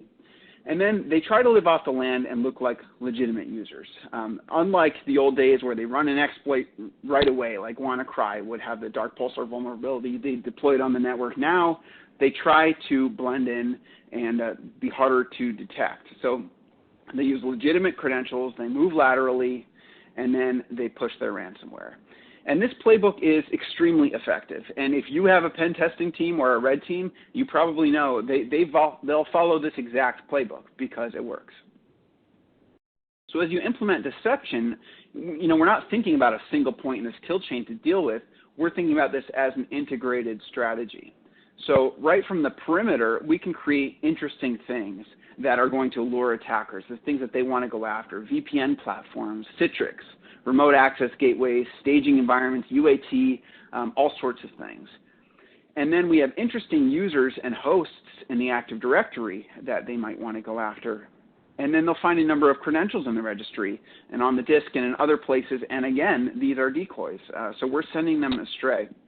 So they think that they're going through the network. Really, we're sending them laterally to the Zscaler cloud. And even if somehow they get past all of this without tripping on any of these decoys and they go to push their ransomware, we even have false data on the endpoint that we can use to detect and lead them astray there. So let's look at a real client case study here. This is an example from the finance sector. It's a global bank, and the attacker gained access through an internet-facing server. And they got in and were very intelligent, and they realized through their reconnaissance that the organization has tremendous monitoring and visibility on the endpoint. So they evaded that, and they started moving laterally to the network infrastructure because you can't install your endpoint protection on a router, for example. Well, what they didn't know is that we had decoy routers in this case. So we were the first point of detection through one of those decoy routers. Now, at this point, you have lots of options for actions that you can take, right? You're now in control of this attack because you've got them in an environment that you control. But this organization was mature and wanted to learn more about the attacker, so they allowed them to actually play in those decoys for more than a business day, playing their cards. And through that, we gathered a lot of IOCs, and more than just your standard IOCs like what's the malware and what's the control site. We were actually able to attribute the attack to a specific threat actor and determine their specific target. And then we were able to send this information to the SOC, and then we got to containment. So we used the orchestration features of Zscaler Reception to contain across the environment, neutralizing the whole threat. And this is important as well, right? Usually when you're doing incident response, you're kind of doing whack-a-mole. You stop an attacker in one place, and like I mentioned before, they're not just going to stop, they're going to try to show up somewhere else, and they will. But in this case, the second we detected them, we took away their credentials, we took away their endpoint access, and they were just operating within this environment that we had created for them that we were comfortable with. So we didn't even need to think about it. And then finally, because we had that threat intel, we could then give the organization heightened monitoring throughout that recovery phase while they shored up the vulnerabilities that allowed the attackers to get in to begin with. So my hope in sharing all of this with you is that you start to think about deception and active defense strategies as part of your zero trust strategy. And this really is becoming, it's a growing area where MITRE has recently launched their MITRE Engage framework. We all know them for MITRE Attack. Well, MITRE Engage is the same thing for active defense, and they strongly believe that it should be part of the zero trust strategy, and we are fully in alignment with them on that. It really is an effective way to detect lateral movement with really high fidelity. There are virtually no false positives at all because your users aren't using these decoys. They're going to the main applications, but an attacker can't tell the difference. And it's not like deception was 10 years ago and how it still can be if you're thinking about deception standalone. It's not some honeypot that takes tons of time to maintain and that isn't integrated with anything. This is fully integrated into the Zero Trust Exchange. So you can deploy it very rapidly with no appliances and no extra agents. It's extremely customizable and realistic. You can share telemetry and take coordinated actions across the Zscaler Zero Trust Exchange and other integrated parts of the security stack. And if you do happen to be a Zscaler customer, you probably know we have integrations across most of the major vendors that are probably in your security stack today. In fact, the Security Services Edge Magic Quadrant just came out last week, and we were the only vendor in there that was explicitly called out for our partner integrations throughout the ecosystem. So deception becomes part of that ecosystem and plugs into those various workflows. So it's really easy to use and really powerful. So I want to leave you with some best practices, and I'm going to go back to this slide about the capabilities that you need to prevent against ransomware. And think about mapping your security controls, again, under these pillars. First, you want to reduce your external attack surface by making your critical applications dark to the internet. There's no reason you should be exposing your applications to the internet. I mean, period, full stop. If you are just starting or just thinking about zero trust today, that is one of the very first things that I would recommend that you do is put your applications, get them off of the internet so that they aren't exposed to all those exploits and vulnerabilities. Next, you want to prevent compromise. So that involves having consistent security with full SSL inspection implemented for all users, no matter where they are, whether in office or remote or hybrid. So part of that is putting your security stack close to your users so that you can actually deliver that level of security and inspection without degrading the performance of those users. Using a cloud-delivered system like Zscaler, you can do that. Then you want to prevent lateral movement. So we spoke a lot about it. I will not rehash it again, but there are really three key investments to remember. There's user-to-app segmentation, there's app-to-app segmentation, and then there's deception that I highly recommend you check out. And then you want to prevent data loss. And again, there's sort of two main capabilities here. First, you want full inline DLP control to prevent data exfiltration from your endpoints and server environments. And you want solutions that can do this with full SSL inspection, again, because data is encrypted coming in and going out in terms of attacks. And then the other area that lots of organizations fail to implement good control is in your public cloud. So if you think about your AWS and Azure instances, chances are a lot of valuable IP data is in there, and misconfigurations there can lead to people stealing your data. So if you're interested in anything you have heard today, I would highly recommend checking out Zscaler.com. We've got a great ransomware page that aggregates lots of resources there on the things that I've discussed today. I know I've mentioned our Threat Labs research team. They have a phenomenal report called their Ransomware Review that looks at all the trends and all the statistics that we've seen over a year period in terms of the evolution of ransomware, and the next version of that is coming out a few months from now. I'm really looking forward to it. But please do check out the resources that we have at zscaler.com on ransomware, on Zscaler Private Access to stop lateral movement with segmentation, and on deception. And that is it from me. If we've got time for questions, I can take them now. Absolutely. Yeah. Great presentation, Mark. We do have some questions for you. While we take those questions, I'm just going to bring up this poll for everyone out there that says, what additional information would you like about the Zscaler solution? And we hope to get your feedback on that. And so let's see. First question here that came in, Mark, they're asking, here it is. They say, deception has been around for a while. Why is this so different? Sure. So, yeah, I touched on that a little bit. But, yeah, honeypots were created over a decade ago by IT researchers, and were not really designed for security. And I think that when people think of deception, that is often what they think of. And these honeypots were not very realistic. They're kind of easy to spot.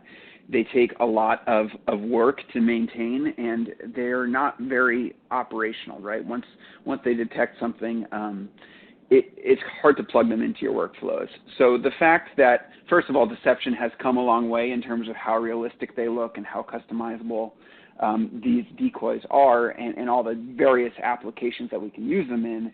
But the integration into our Zero Trust Exchange is a really big evolution here, because it makes them so easy to roll out without having to have anything additional that facilitates that process.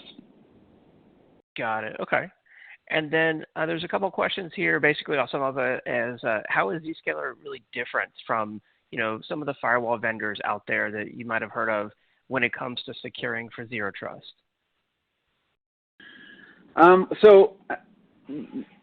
Really, if you think about the state of the world today, with everybody being applications everywhere and users everywhere, if you think about a castle and moat infrastructure, which is really what firewalls are, right? You have a data center, and you need to trust all the things in your data center, and you need to provide access to it. It doesn't make a lot of sense that you're routing everybody back to the data center. And then firewalls are segmenting your network, but they are giving people free access to anything that is within that segment that it's creating. So you're still allowing for some lateral movement once they're approved through a firewall. And if you want to have so many firewalls and so many policies in place that you're segmenting things to the level that you would do with Zscaler, it gets incredibly complex. And we've seen people with tens of thousands of rules that are really, somebody leaves, something changes, it becomes this big domino effect where you have to really pay attention to exactly what order these rules are in. It becomes much more sensible and much more effective to use a cloud-delivered, a proxy-based solution where you have an identity, you go through the exchange, you're authenticated, you are brought directly to the application that you need, you can't move laterally. The whole process of managing and deploying that is much simpler, and then the user experience on the other end is a lot better. So it just makes more sense for the way that businesses operate today. Makes sense, absolutely. Let's see here. Another question they're asking, is Zscaler deception included with the platform offering? Yes, so we have a few different tiers of the Zscaler platform, and two of them do come with, two of the three tiers do come with deception, and then you can also increase your consumption of deception as you go. So anybody who's getting the Zscaler transformation or business editions can dip their toes into deception, and once you see the power of it for yourself, then you'll likely want to expand that to have even more different types and greater numbers of decoys throughout your environment. Excellent. All right.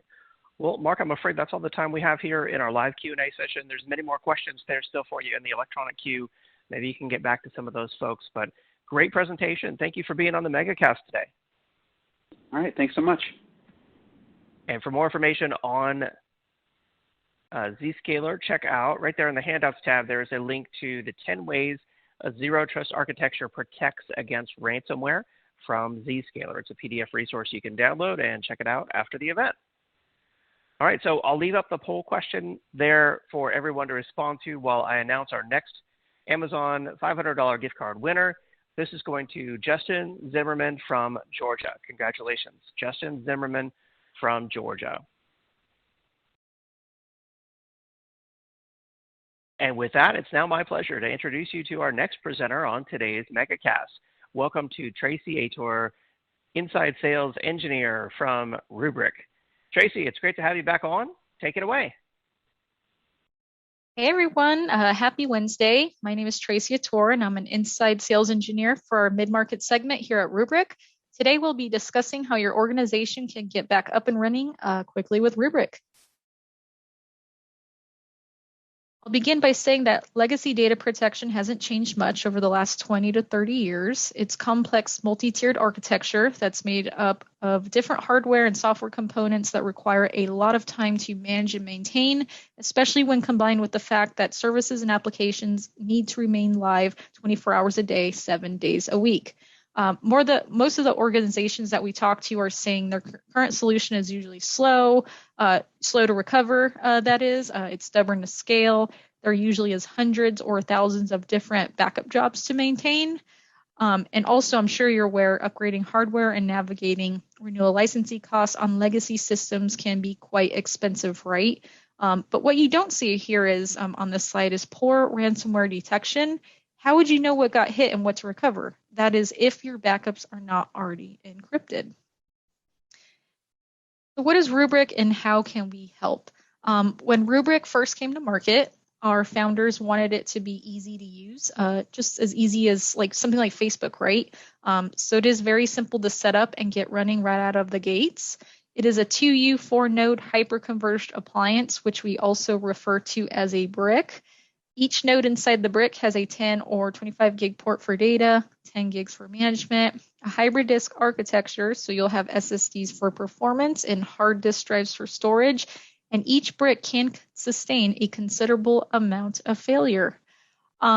We have an API-first approach and can integrate seamlessly within most orchestration tools your security operations teams are probably currently using. We have pre-built script templates available at build.rubrik.com. If you want to check out some of our integrations with ServiceNow, Terraform, Ansible, etc., you can. You don't already have to be a customer to take a peek at that. We also integrate seamlessly using APIs with VMware, Hyper-V, and Nutanix. So once you've spent the 20 minutes racking and stacking and entering in your credentials to the appliance, what Rubrik's API will go out and do is auto-discover all your VMs and will auto-inventory them as well. Basically, everything you do in CDM, our cloud data management solution, it's making an API call in the background. And then once those VMs are discovered, we give you the opportunity to assign them an SLA policy. An SLA policy is where you define how often you want Rubrik to take snapshots and how long you want to keep those snapshots. So we don't manage any backup jobs at all over here. Everything is done through this declarative policy approach. In addition to just protecting VMs, we could also back up physical machines, databases like SQL and Oracle, NAS environments, and we give you the ability to archive data for long-term retention to any S3 compatible object store, NFS target, and tape as well under that same declarative policy through a single pane of glass. Another really cool thing that we could do as well is we make it really easy to search within our UI for files or VMs using a Google-like search functionality, so you don't have to sort through a bunch of files and folders to retrieve those items. And finally, where cloud data management really comes into play. We wanted to make it really easy for our customers to really embrace their cloud journeys, whether they were born in the cloud or just beginning. And really take advantage of the cloud cost economics that come with that, so you don't have to buy 7 years of Rubrik. On this slide here, you can see this is why, speaking of cloud cost economics, this is why we give you the option to leverage the cloud for long-term archival, starting with this first section here. So let's say you want to set up an SLA policy that says you want to take snapshots every 6 hours. You want to keep that data local on the plans for 30 days. But then you also have a retention requirement of 2 years. You could then set up that SLA policy to reflect this need. So data, after it's been retained locally for 30 days, then gets pushed to the least expensive tier in the cloud, like Azure Cold or Archive tiers, for example. And then moving to this middle section of the slide here, we also have a feature called Cloud On as well. So customers usually implement this for things like disaster recovery, app migration, or an accelerated test dev environment. We also have other use cases for this as well that some of our customers use, but I can't really remember them at the top of my head.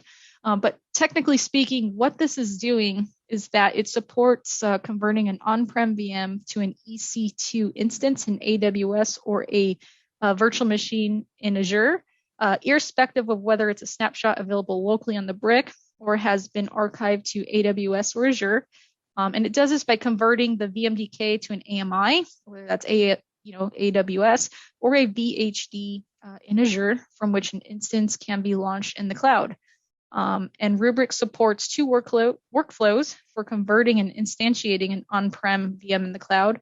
So we could do it on demand, which provides flexibility of a good RPO, as an end user can go back in time on any snapshot and hit the launch on cloud button. Or you could choose to schedule your conversion.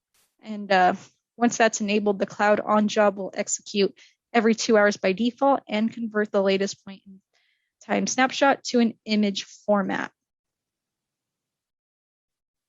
Then lastly, cloud native protection. This is for those further along in their cloud journey. So through our Polaris SaaS application, we provide Rubrik native tools to backup and recover workloads that already live in the cloud, and we simplify the way you manage backups there, just as you would, for your on-prem workloads using Rubrik. Same approach through that simple declarative SLA policy, which you could then, assign to your EC2, RDS, or EBS database and file instances. Again, no matter where they live, right? So we support AWS, GCP, Azure, and then we also support, overall just very complex multi-cloud workloads. So if you're utilizing all 3, we can most definitely give you that single pane of glass approach in how you protect all that.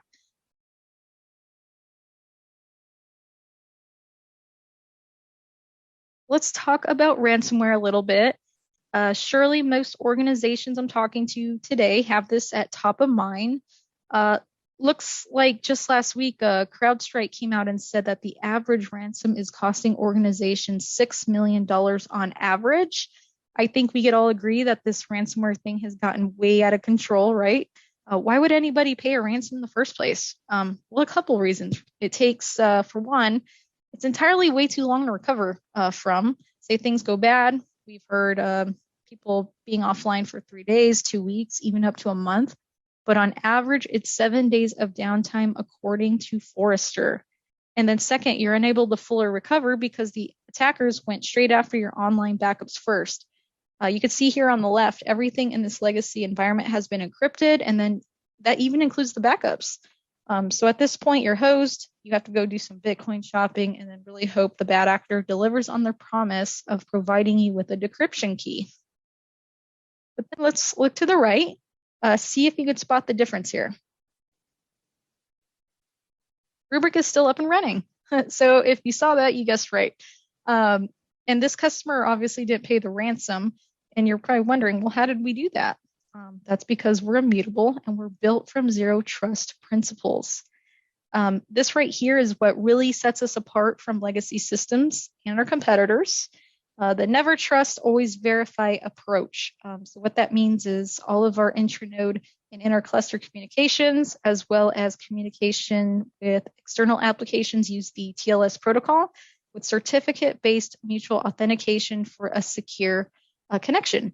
So what that means, only multi-factor authenticated users get access to data, will allow you to set permissions that can be limited through role-based access controls, TOTP, retention-locked SLAs. So the ability to maliciously impact data is removed altogether. We also provide encryption at rest and in flight using TLS with strong cipher suites, perfect forward secrecy, and AES 256-bit encryption. But going beyond that, sitting at the core of who we are and why we offer a truly immutable solution is because of our distributed immutable file system, Atlas. This is our bread and butter right here. Our engineers built this distributed file system entirely from scratch to ensure data is immune from any type of ransomware activity. And so there wouldn't be any single point of failure or choke point. The file system knows what application we're backing up. It's smart enough to identify where ransomware took place to allow you to roll back to the most recent clean snapshot within a chain. And all backup is stored in an append-only state that is logically air-gapped. So what that means is it's sitting offline and it's not accessible through any standard network protocols like NFS or SMB. Only the network ports that are required for user interaction with the product and communication between different internal processes are allowed. Meanwhile, all unused ports are otherwise disabled. And because data managed by Rubrik is never available in a read-write state to the client, even if infected data later did get ingested by Rubrik, it cannot infect other existing files or folders. It's just that secure.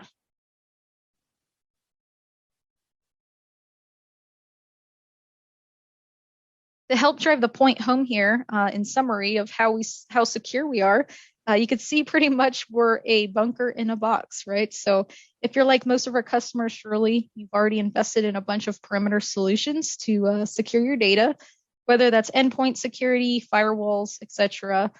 But what we've found is that you simply can't build thick enough walls, and you need to assume that the bad guys are going to get in, right? So from inception of Rubrik, we've always put data security front and center, and this is really evident in that, immutable append-only file system with a logical air gap and zero trust architecture.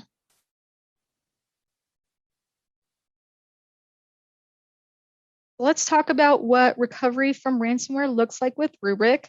We already went over what we are, how we're secure, but how do we help you recover from such a crazy stressful event like ransomware? It's simple. So using Radar, which is accessed through our Polaris SaaS platform, this provides ransomware detection and one-click recovery. So you'll get the ability to browse with precision through entire folder hierarchy and drill down to investigate what was added, deleted, modified at the folder or file levels, and it will display all encrypted extensions of those items. And the way that it does this is by using machine learning algorithms to detect abnormal behavior inside your environment and automatically diagnose which applications files have changed so you could quickly understand the scope of what was affected or encrypted. And then from there, we do give you the opportunity to recover a clean copy of data from the latest point in time snapshot. And this is why we say, don't worry about your RTOs, and most importantly, don't pay the ransom. You won't need to. So in addition also to just restoring files and folders, we also give you the option to live mount your VMs, instantly recover and export. So let's say in the event you need a second copy of your VM stood up, or you need a quick replacement of the corrupted source VM or database, we have you covered there as well. We also made exciting additions to our Sonar data governance application, where you can now see which users are accessing, modifying, or deleting data. What Sonar does as a whole is help you identify high-risk user activity to protect all of your sensitive data floating around, which usually sits in unstructured file sets. So take, for example, social security numbers or credit card numbers hanging around in folders that could be discoverable by anyone on your network. You can leverage pre-built policy templates that act as custom analyzers that will scan and identify that data that lays outside HIPAA, CCPA, GDPR standards. And then once discovered, you could then begin to remediate and stay in compliance and, essentially not have to worry about when those audits or, any type of ransomware come around. Finally, we're really happy to announce our strategic partnership with Microsoft and how that is helping to accelerate our go-to-market strategy with M365 protection. In August of this year, they invested in our Zero Trust story and also quite a bit into co-engineering projects we have with Azure as well. So really exciting here. When it comes to protecting M365, we have been hearing from customers that native tools have critical shortcomings, such as recovering from accidental deletion and that data aging out past the point of recovery altogether. Malicious insiders or disgruntled employees. This is another cause of data loss. And complex retention policies that say, items that have been soft deleted, essentially they only stick around for 30 days before it's permanently deleted by Microsoft and so forth. But with Rubrik, locating and restoring single files or entire folders can now be done in 3 steps. And the same SLA policy assignment that we all know and love by now is how often you take snapshots and how long you decide to keep them will be your safeguard to how far back you're able to recover with M365. You could apply an SLA policy also down to the entire subscription, or you could get even more granular down to the user level. So if you have an executive or manager that requires their own frequency of snapshots and retention requirements for this data, you can most certainly define that for them. And then once you have your subscription authenticated and up and running, we can onboard your entire organization within minutes, and you'll get unified management and a logical air gap that provides support for Exchange Online, OneDrive, SharePoint, and Teams with minimal maintenance. Oh, and we have a lot of exciting new features coming next quarter, so stay tuned for that.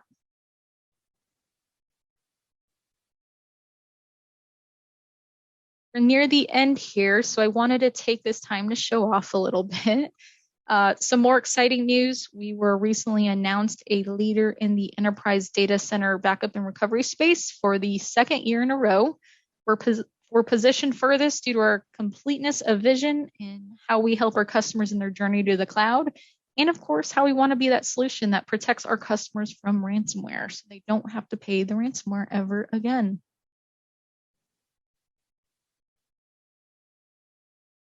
Speaking of our customers, I did put together some testimonials from a few of them. So you could see here that not only do we protect our customers from ransomware, but we also drive operational savings as well because, again, we don't make you manage any backup jobs here. Don't back up, go forward with Rubrik. If anyone has any questions, I'm happy to stick around and answer them in the Q&A. Otherwise, thanks all. I hope you all have a great day.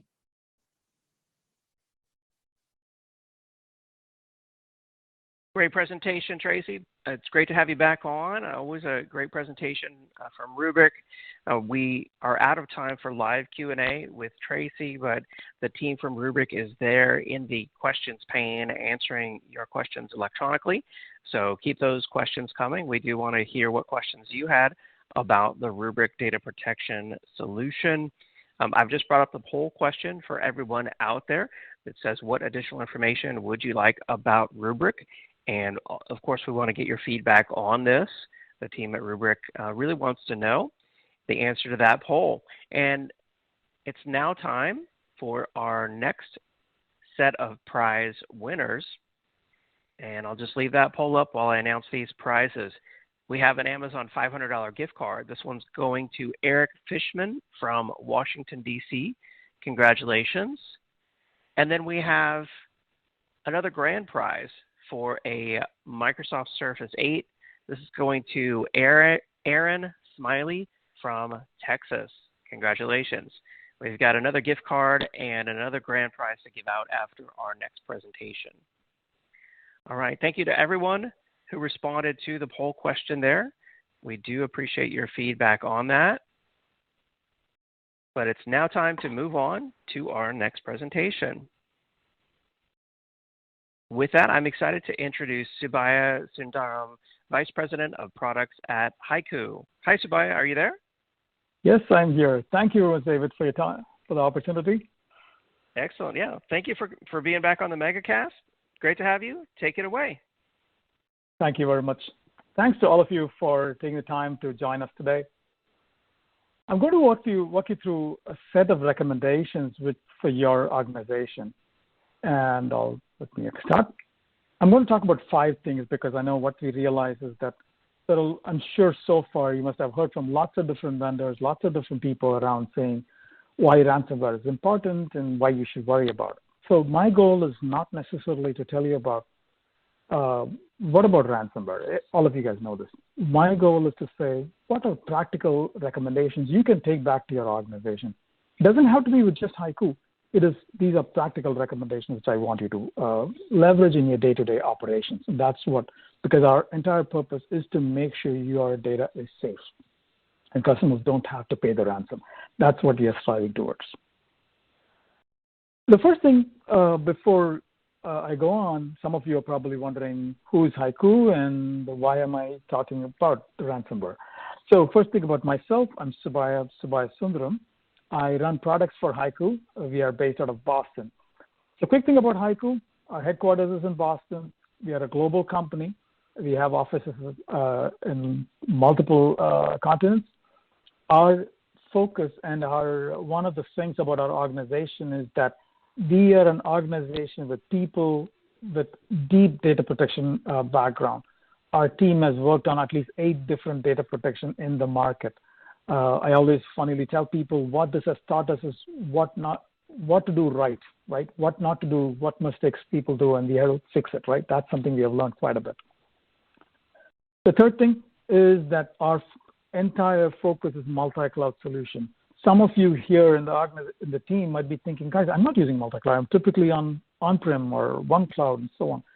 But if you slowly start double-clicking on it, you will see that pretty much all of us are on multi-cloud today.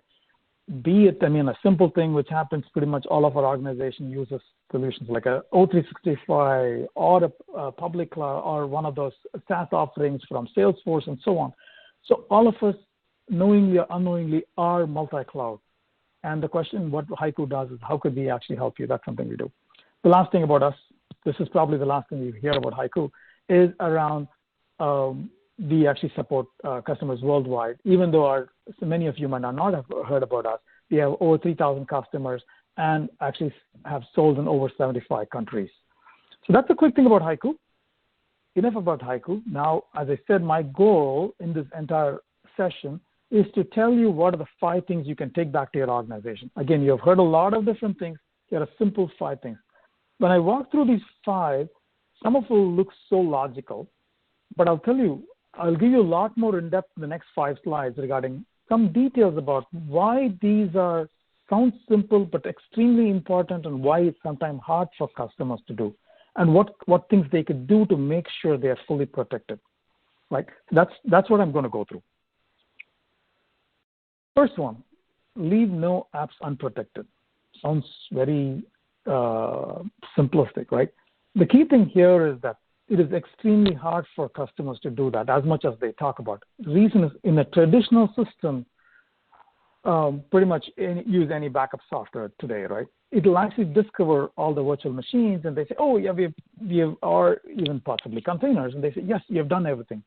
The question is that without the context of an application, you don't know what you're backing up. So a lot of people end up backing up the virtual machines, but is it application consistent? Is it in the context of the application you're backing up? That's an important thing because VMs are great, but what you need is an application consistent backup, and what I call it application aware backup. And this is an area which a lot of people would say, yes, we do application backup. The question is it automated? Is it something can you do automatically without having to manually intervene? Because a lot of people would say, yes, we have it, but the way it would happen is that we'll discover all the virtual machines, you can apply the application policy on this right application and magically it will happen. That is manual task. As soon as you introduce manual task, as all of you guys know, it'll actually work, but you have to constantly be vigilant about it. If a small mistake happens, you will lose the context. You don't want to do that. So that's, again, a simple thing I'll tell you. Make sure it's automated as much as possible. Don't let manual intervention. Second thing I would tell you is that people do backups, obviously, as all of you know. The only reason we do backup is to help you with recovery or in case somebody messes something up or if you want to recover in case of a disaster. That's what you want to do. A big thing you want to make sure is that do you know how long it's going to take? Because that's how long it's going to recover, right? Because that's what you're committing to the organization. The question is, can whatever software you're using, can it assure your recovery? There are two ways people end up doing it. People say, oh, yeah, I think I can find out. How do you do that? Your typical backup software vendor will tell you, oh, yeah, you can do that. What you do is that, Mr. Customer, set up the backup, then go to the reporting, and in the reporting tab, there's a 13th tab in the reporting. It will tell you how long it's going to take to recover. Oh, what happens if it's not at a time I want to recover? Oh, you got to go back and reset it. That's, in my mind, it's a very roundabout way of doing it. It's the wrong way of doing things, right? You want to, when you set up, you got to tell the system how long you have to, what's your time you want to recover window, and system should automatically take care of you. That's a smart system. So we strongly encourage you to look for solutions which will assure you. The reason why this is important, at the time of recovery, there's a lot more pressure on you, and you want to be able to meet. You don't have to actually wait for something. So again, that's an important thing, just something to consider. The other thing I'll tell you is, the last thing is that compliance. A lot of people say, oh, our system is policy-based. Sounds nice. The question is that it's not about setting the right policy. It's about saying, are you compliant to the policy? That's the most important thing, meaning, are you compliant at any point in time? Can your system tell? That's what you got. Because the reason is that when you can go to comfortable sleep in the night if you know your data is safe and something goes wrong, do not worry, tomorrow morning I can recover, right? That safety is something you need. And that is something, that's one of the reasons. It is not about just setting it up. You got to constantly be able to check it. And your system should help you that. You should not have to do this manually. And this is something, compliance to your policy is an important thing. And that's something we will tell you. So that's with regards to the application. Leave no application unprotected. That's the first part. The second one is around how do you protect your infrastructure, right? The big thing which I tell people is that, first thing, make sure whatever solution you choose actually integrates with the native identity management in the platform, be it the cloud, be it your on-prem infrastructure. Make sure it integrates into your infrastructure. The reason is, when we have looked at customers who have been attacked by ransomware, one of the, as you know, the bad actors look for gaps, and that's how they enter. When your systems are not integrated, the gaps are there, and it's very easy to go. So that's one of the reasons it's an important thing. The second one, the good thing about using the identity management in the system is that you can control who gets access to what, right? That's where whatever solution you choose has to be integrated into the platform, because whichever platform you choose, that way it's a very clean solution. You can control who gets access, and number two, you don't have any gaps. That's an important thing. So that's with regards to entry point, right, into your systems. In addition to the entry point into your system, you got to make sure your backups are safe, because you can get your recovery from it only if the data is safe. Sounds like a very simple thing. When we went back and looked at what are some of the most common things, obviously bad passwords. Obviously, it's obvious to you guys. That's the first one. The second one is people don't segment their backup. And an extremely important thing, please do make sure your data is secure and safe. And in the sense that who needs access to your backup data? It's pretty much only your backup software. That's number one. So make sure your backup network is segmented in such a way only the extreme, really people who really require the access are the only ones getting it. That's number one. Sometimes we find it ironic, and it's one of the things, for example, our system automatically tells the customers, if you're in a public cloud and if you create an objects bucket, you want to make sure the data is not available on the nobody from the regular network can actually look at the data, because you got to keep it safe, right? We have seen ransomware use that opportunity to actually take people's data out. So things like that. You want to make sure the data is network is segmented, not just on-prem, even on public cloud. Make sure you set up the right policies so the data cannot be accessed by anybody outside of your backup software. Again, simple steps, but these are extremely important things to do. So we talk about applications, we talk about the basic security you got to set up. Now the question comes down to, how do you protect your data? Because even though you might keep all the policies set up there, if a bad actor comes through, he or she can delete the data there in your system, right? The way to protect the data from being deleted, as you guys, the most popular one people talk about is the worm storage, right? The write ones, read many storage. I'm sure you've heard many people talk about it. That's one choice. The second choice is an air gap storage. There are a bunch of other different technologies available here, but that's an important thing which people want to do. Worm is what we would highly recommend because it becomes much more easier to implement and less of a gap, but there are other alternatives available. That's the first one. The key thing we will tell you is that don't just do for backups, also do for archives. That's number one. Number two, I'll tell you for the second one for the thing is that people talk about saying, oh, we do worm storage, but only for archives, not for backups. Guys, archives are great, but backups are much more important. You want from a ransomware recovery perspective.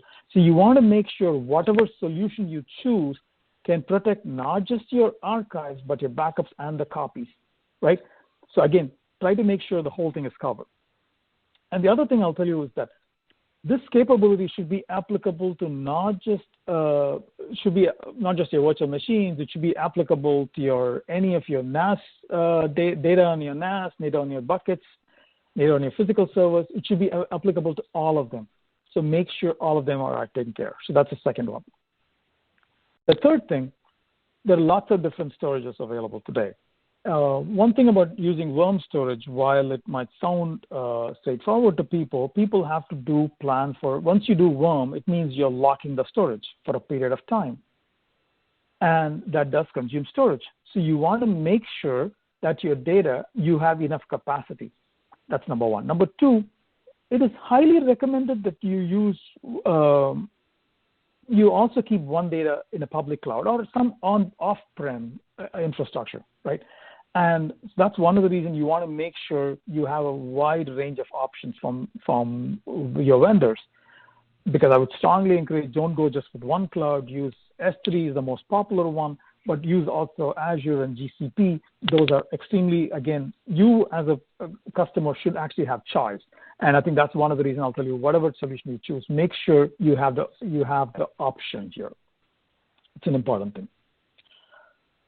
So I'm going to switch to the next one, which is around how do you make sure in case of a disaster you have a recovery, right? And the thing which people say is that, I'll do the whole slide here. People talk about saying, oh, don't worry, I have a DR. The biggest thing I think which customers sometimes miss is that a traditional DR is not always good for ransomware. The reason, this is a true thing. One of the customers actually had an attack on one site, and we asked them, hey, this is one of the prospects, I would say.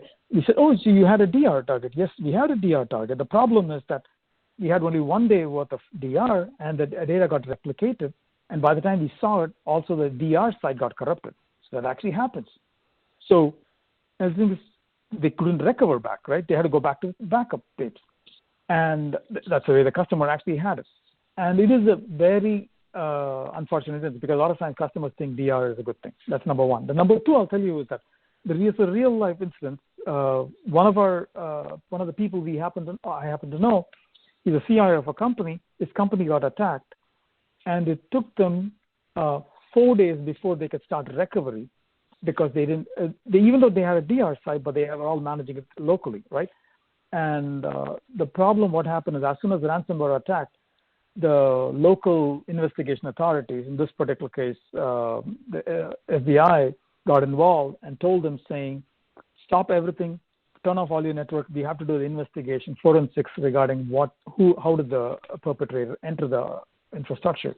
And it took them 4 days. The business was down for 4 days. Had they instead had a public cloud recovery methodology ready for them, they could have gotten up and running within minutes, right?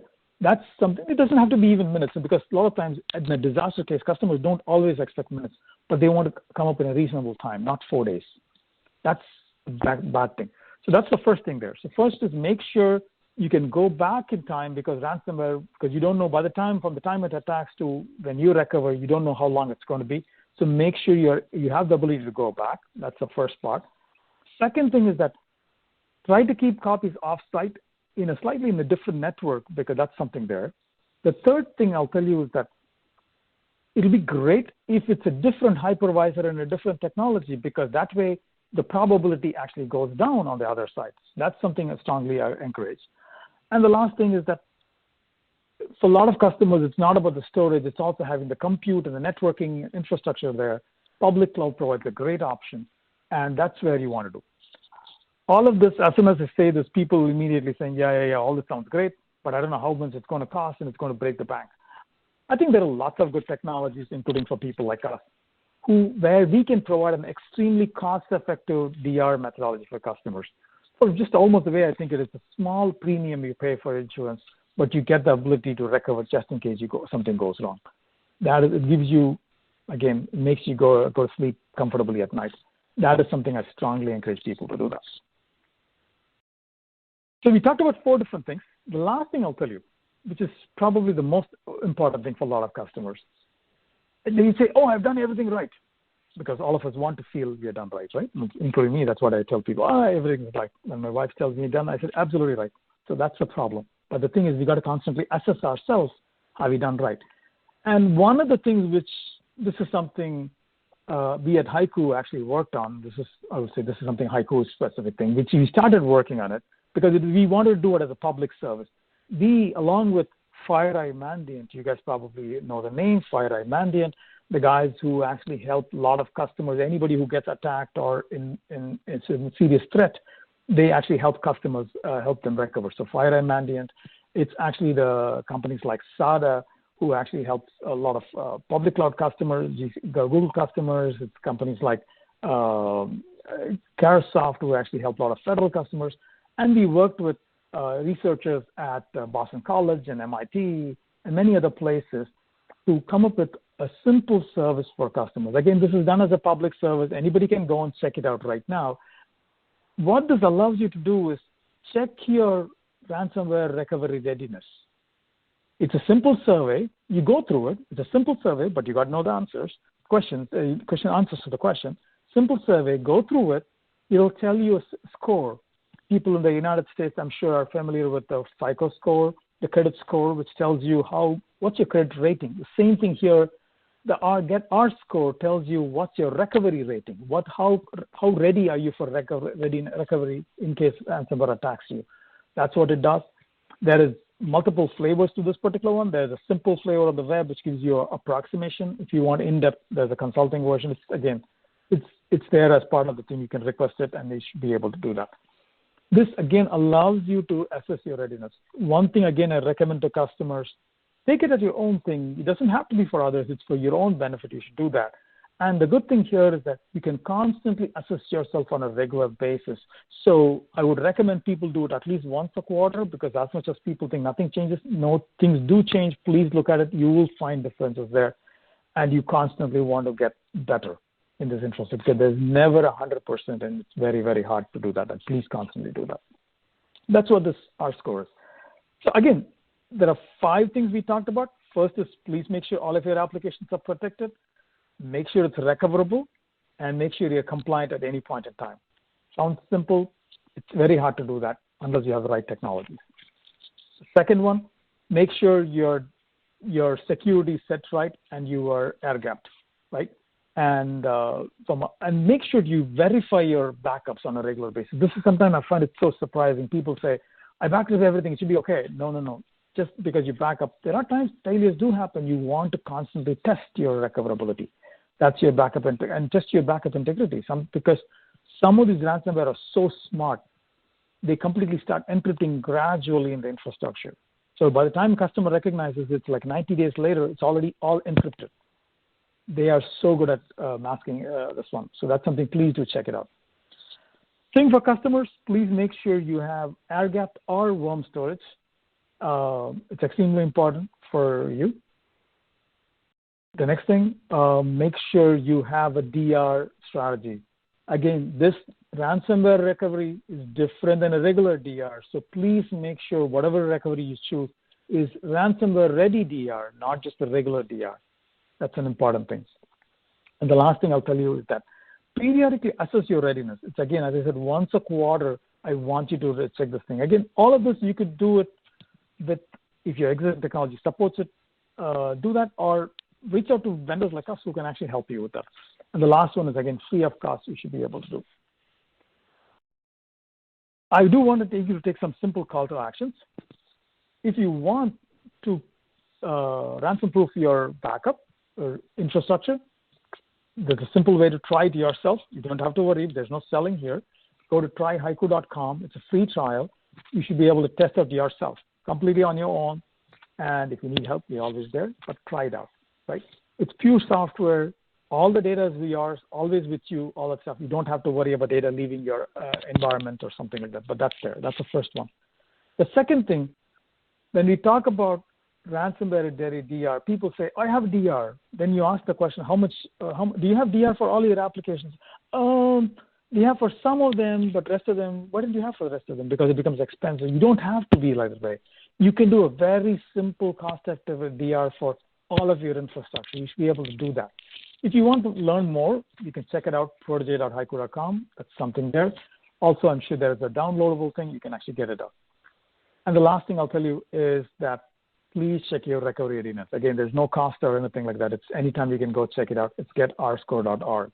And I strongly encourage you to actually take the consulting version too, which is a much more in-depth. Again, because it's consulting doesn't mean it's chargeable. It's no charge for you guys if you can test it out. That's a quick thing about what are the top 5 tips. Any questions, let me know.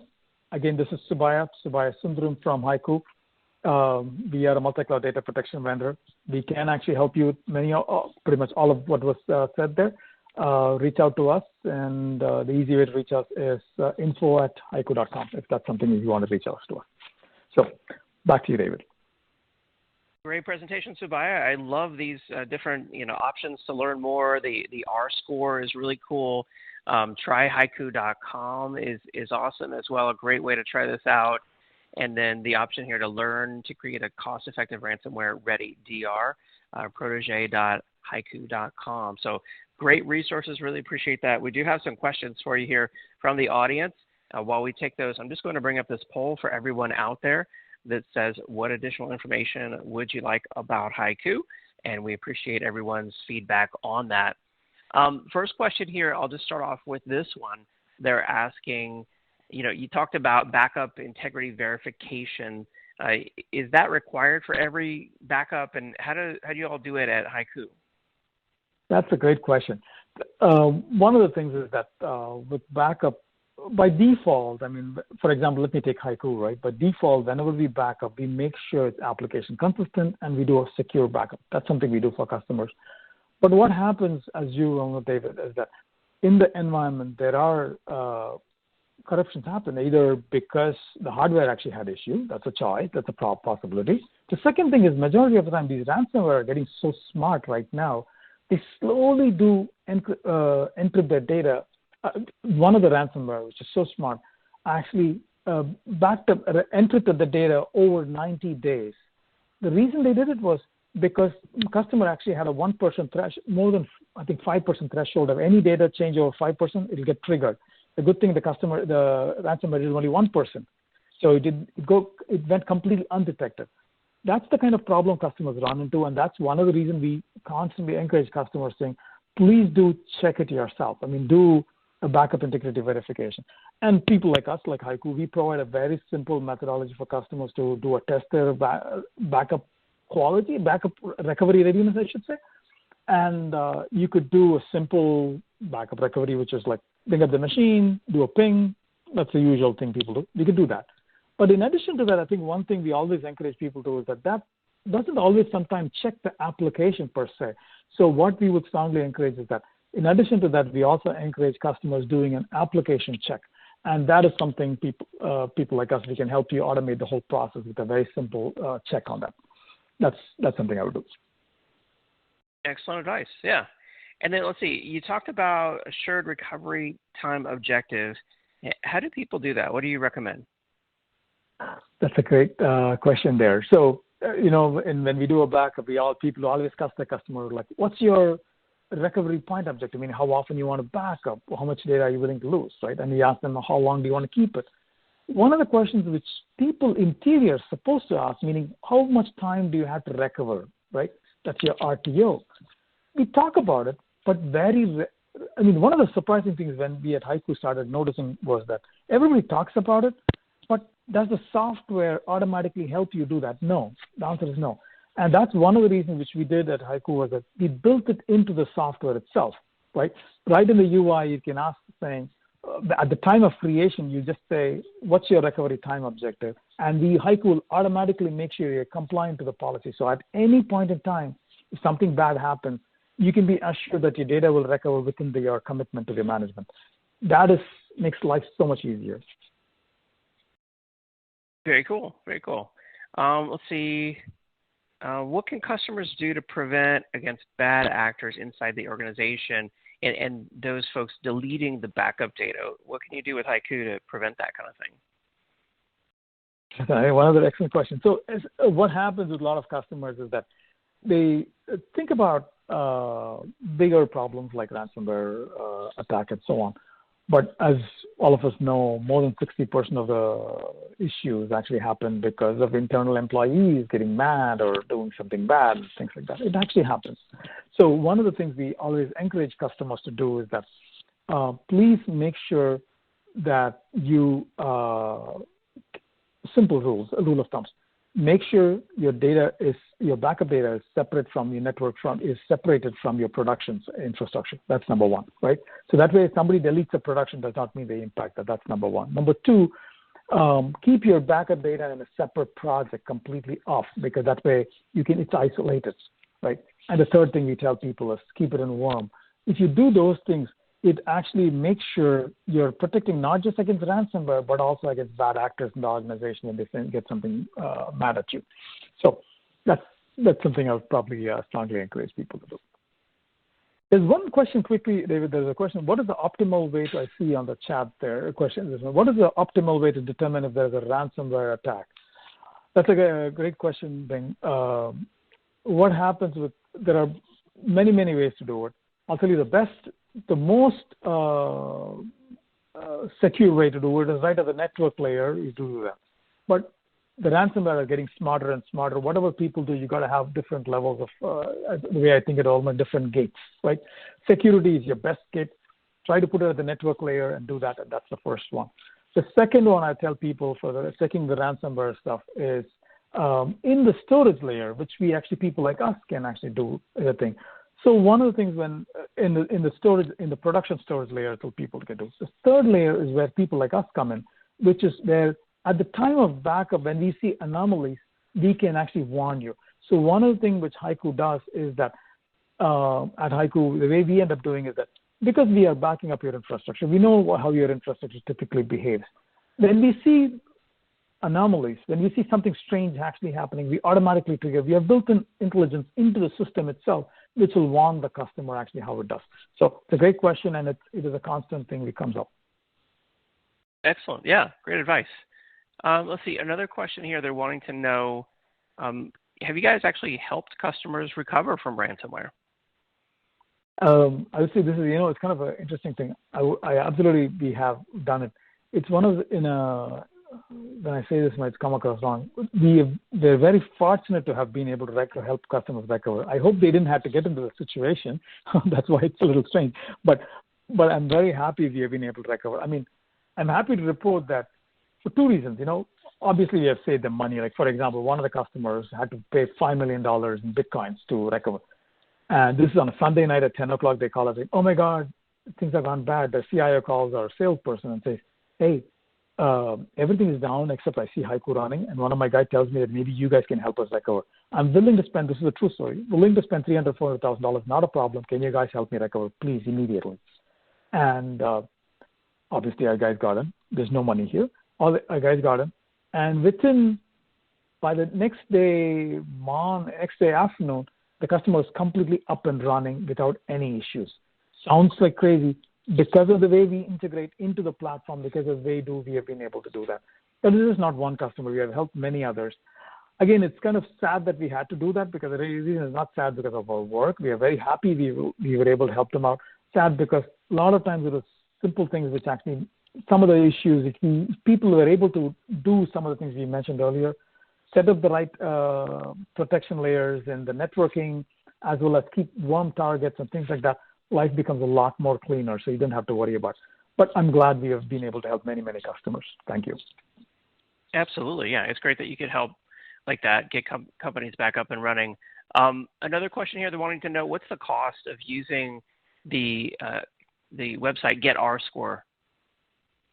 Oh, that's a good one. So Get Our Score, even though it sounds like, oh my God, so it's like a free R score, a free credit score. People think, oh my God, it's a trick. You get me in and then eventually sell. No, it is truly a public service, the Get Our Score, because this is something Simon Taylor, our CEO, decided early on, saying, we want to do something good for the society. It's something which we are so upset that this ransomware is actually attacking people so much. So we made this a true public service. It's getourscore.org. There is no charge to this particular one for the customer. They can sign up and take it themselves. If they want the consulting version, one of our people can actually help them out. Again, there's no charge for that. Excellent. Yeah, it sounds like a great opportunity. I'm afraid that's all the time we have here in our live Q&A session, Subhaya, but really great information, really helpful resources here. I'm going to bring those back up again for everyone out there. Try haiku.com and Protege for a cost-effective ransomware-ready DR solution, and getourscore.org. Those are clickable links, by the way. If you mouse over those, you can click on those individually. Subhaya, it's been great having you back on the Megacast. Great to have you. Appreciate your presentation. Thank you so much. Thank you very much. And I encourage everyone out there, also don't forget about the Handouts tab. You can download a resource there from Haiku on simplifying multi-cloud data protection, data migration, and disaster recovery. All right. With that, it's now time for our final prize announcements here on the Megacast. We have another Amazon $500 gift card, this one going to Zach Hightower from Georgia. And our final grand prize for a Microsoft Surface 8 is going to Jay Yarmush from New Jersey. Congratulations to Zach and Jay and all the other prize winners on the Megacast today. Before we go, I want to remind you of just a few things. Of course, don't forget about the 10 on Tech podcast. You can subscribe to that over in the iTunes store. If you are a potential presenter or sponsor of an upcoming Megacast or EcoCast event, reach out to us at connect@actualtechmedia.com, and we would love to chat about having you on. And we hope to see you on tomorrow's event. This is the IT Decisions Series Megacast on assessing and improving backup, data protection, and disaster recovery capabilities. You'll hear from Rubrik, Druva, Veeam, Cloudian, Commvault, and StoreOne. We hope to see you there. If you would like to register, if you haven't got an invitation yet, you can visit the Actual Tech Media Events Center. There's a link to that there in your Handouts tab, or just go to events.actualtechmedia.com. After the event ends today, you will be automatically redirected to our Refer a Friend page. This is where you can refer your IT friends or coworkers to Actual Tech Media's online events, and you both could win an Amazon $300 gift card. Those drawings are held monthly, and we won't be spamming your friends or coworkers, so don't worry about that. We'll just send them an invitation to a list of upcoming events. If they don't respond, we'll send them one more reminder, and then we won't bother them after that. Hope that you have a great day, and we'll see you next time. Bye-bye.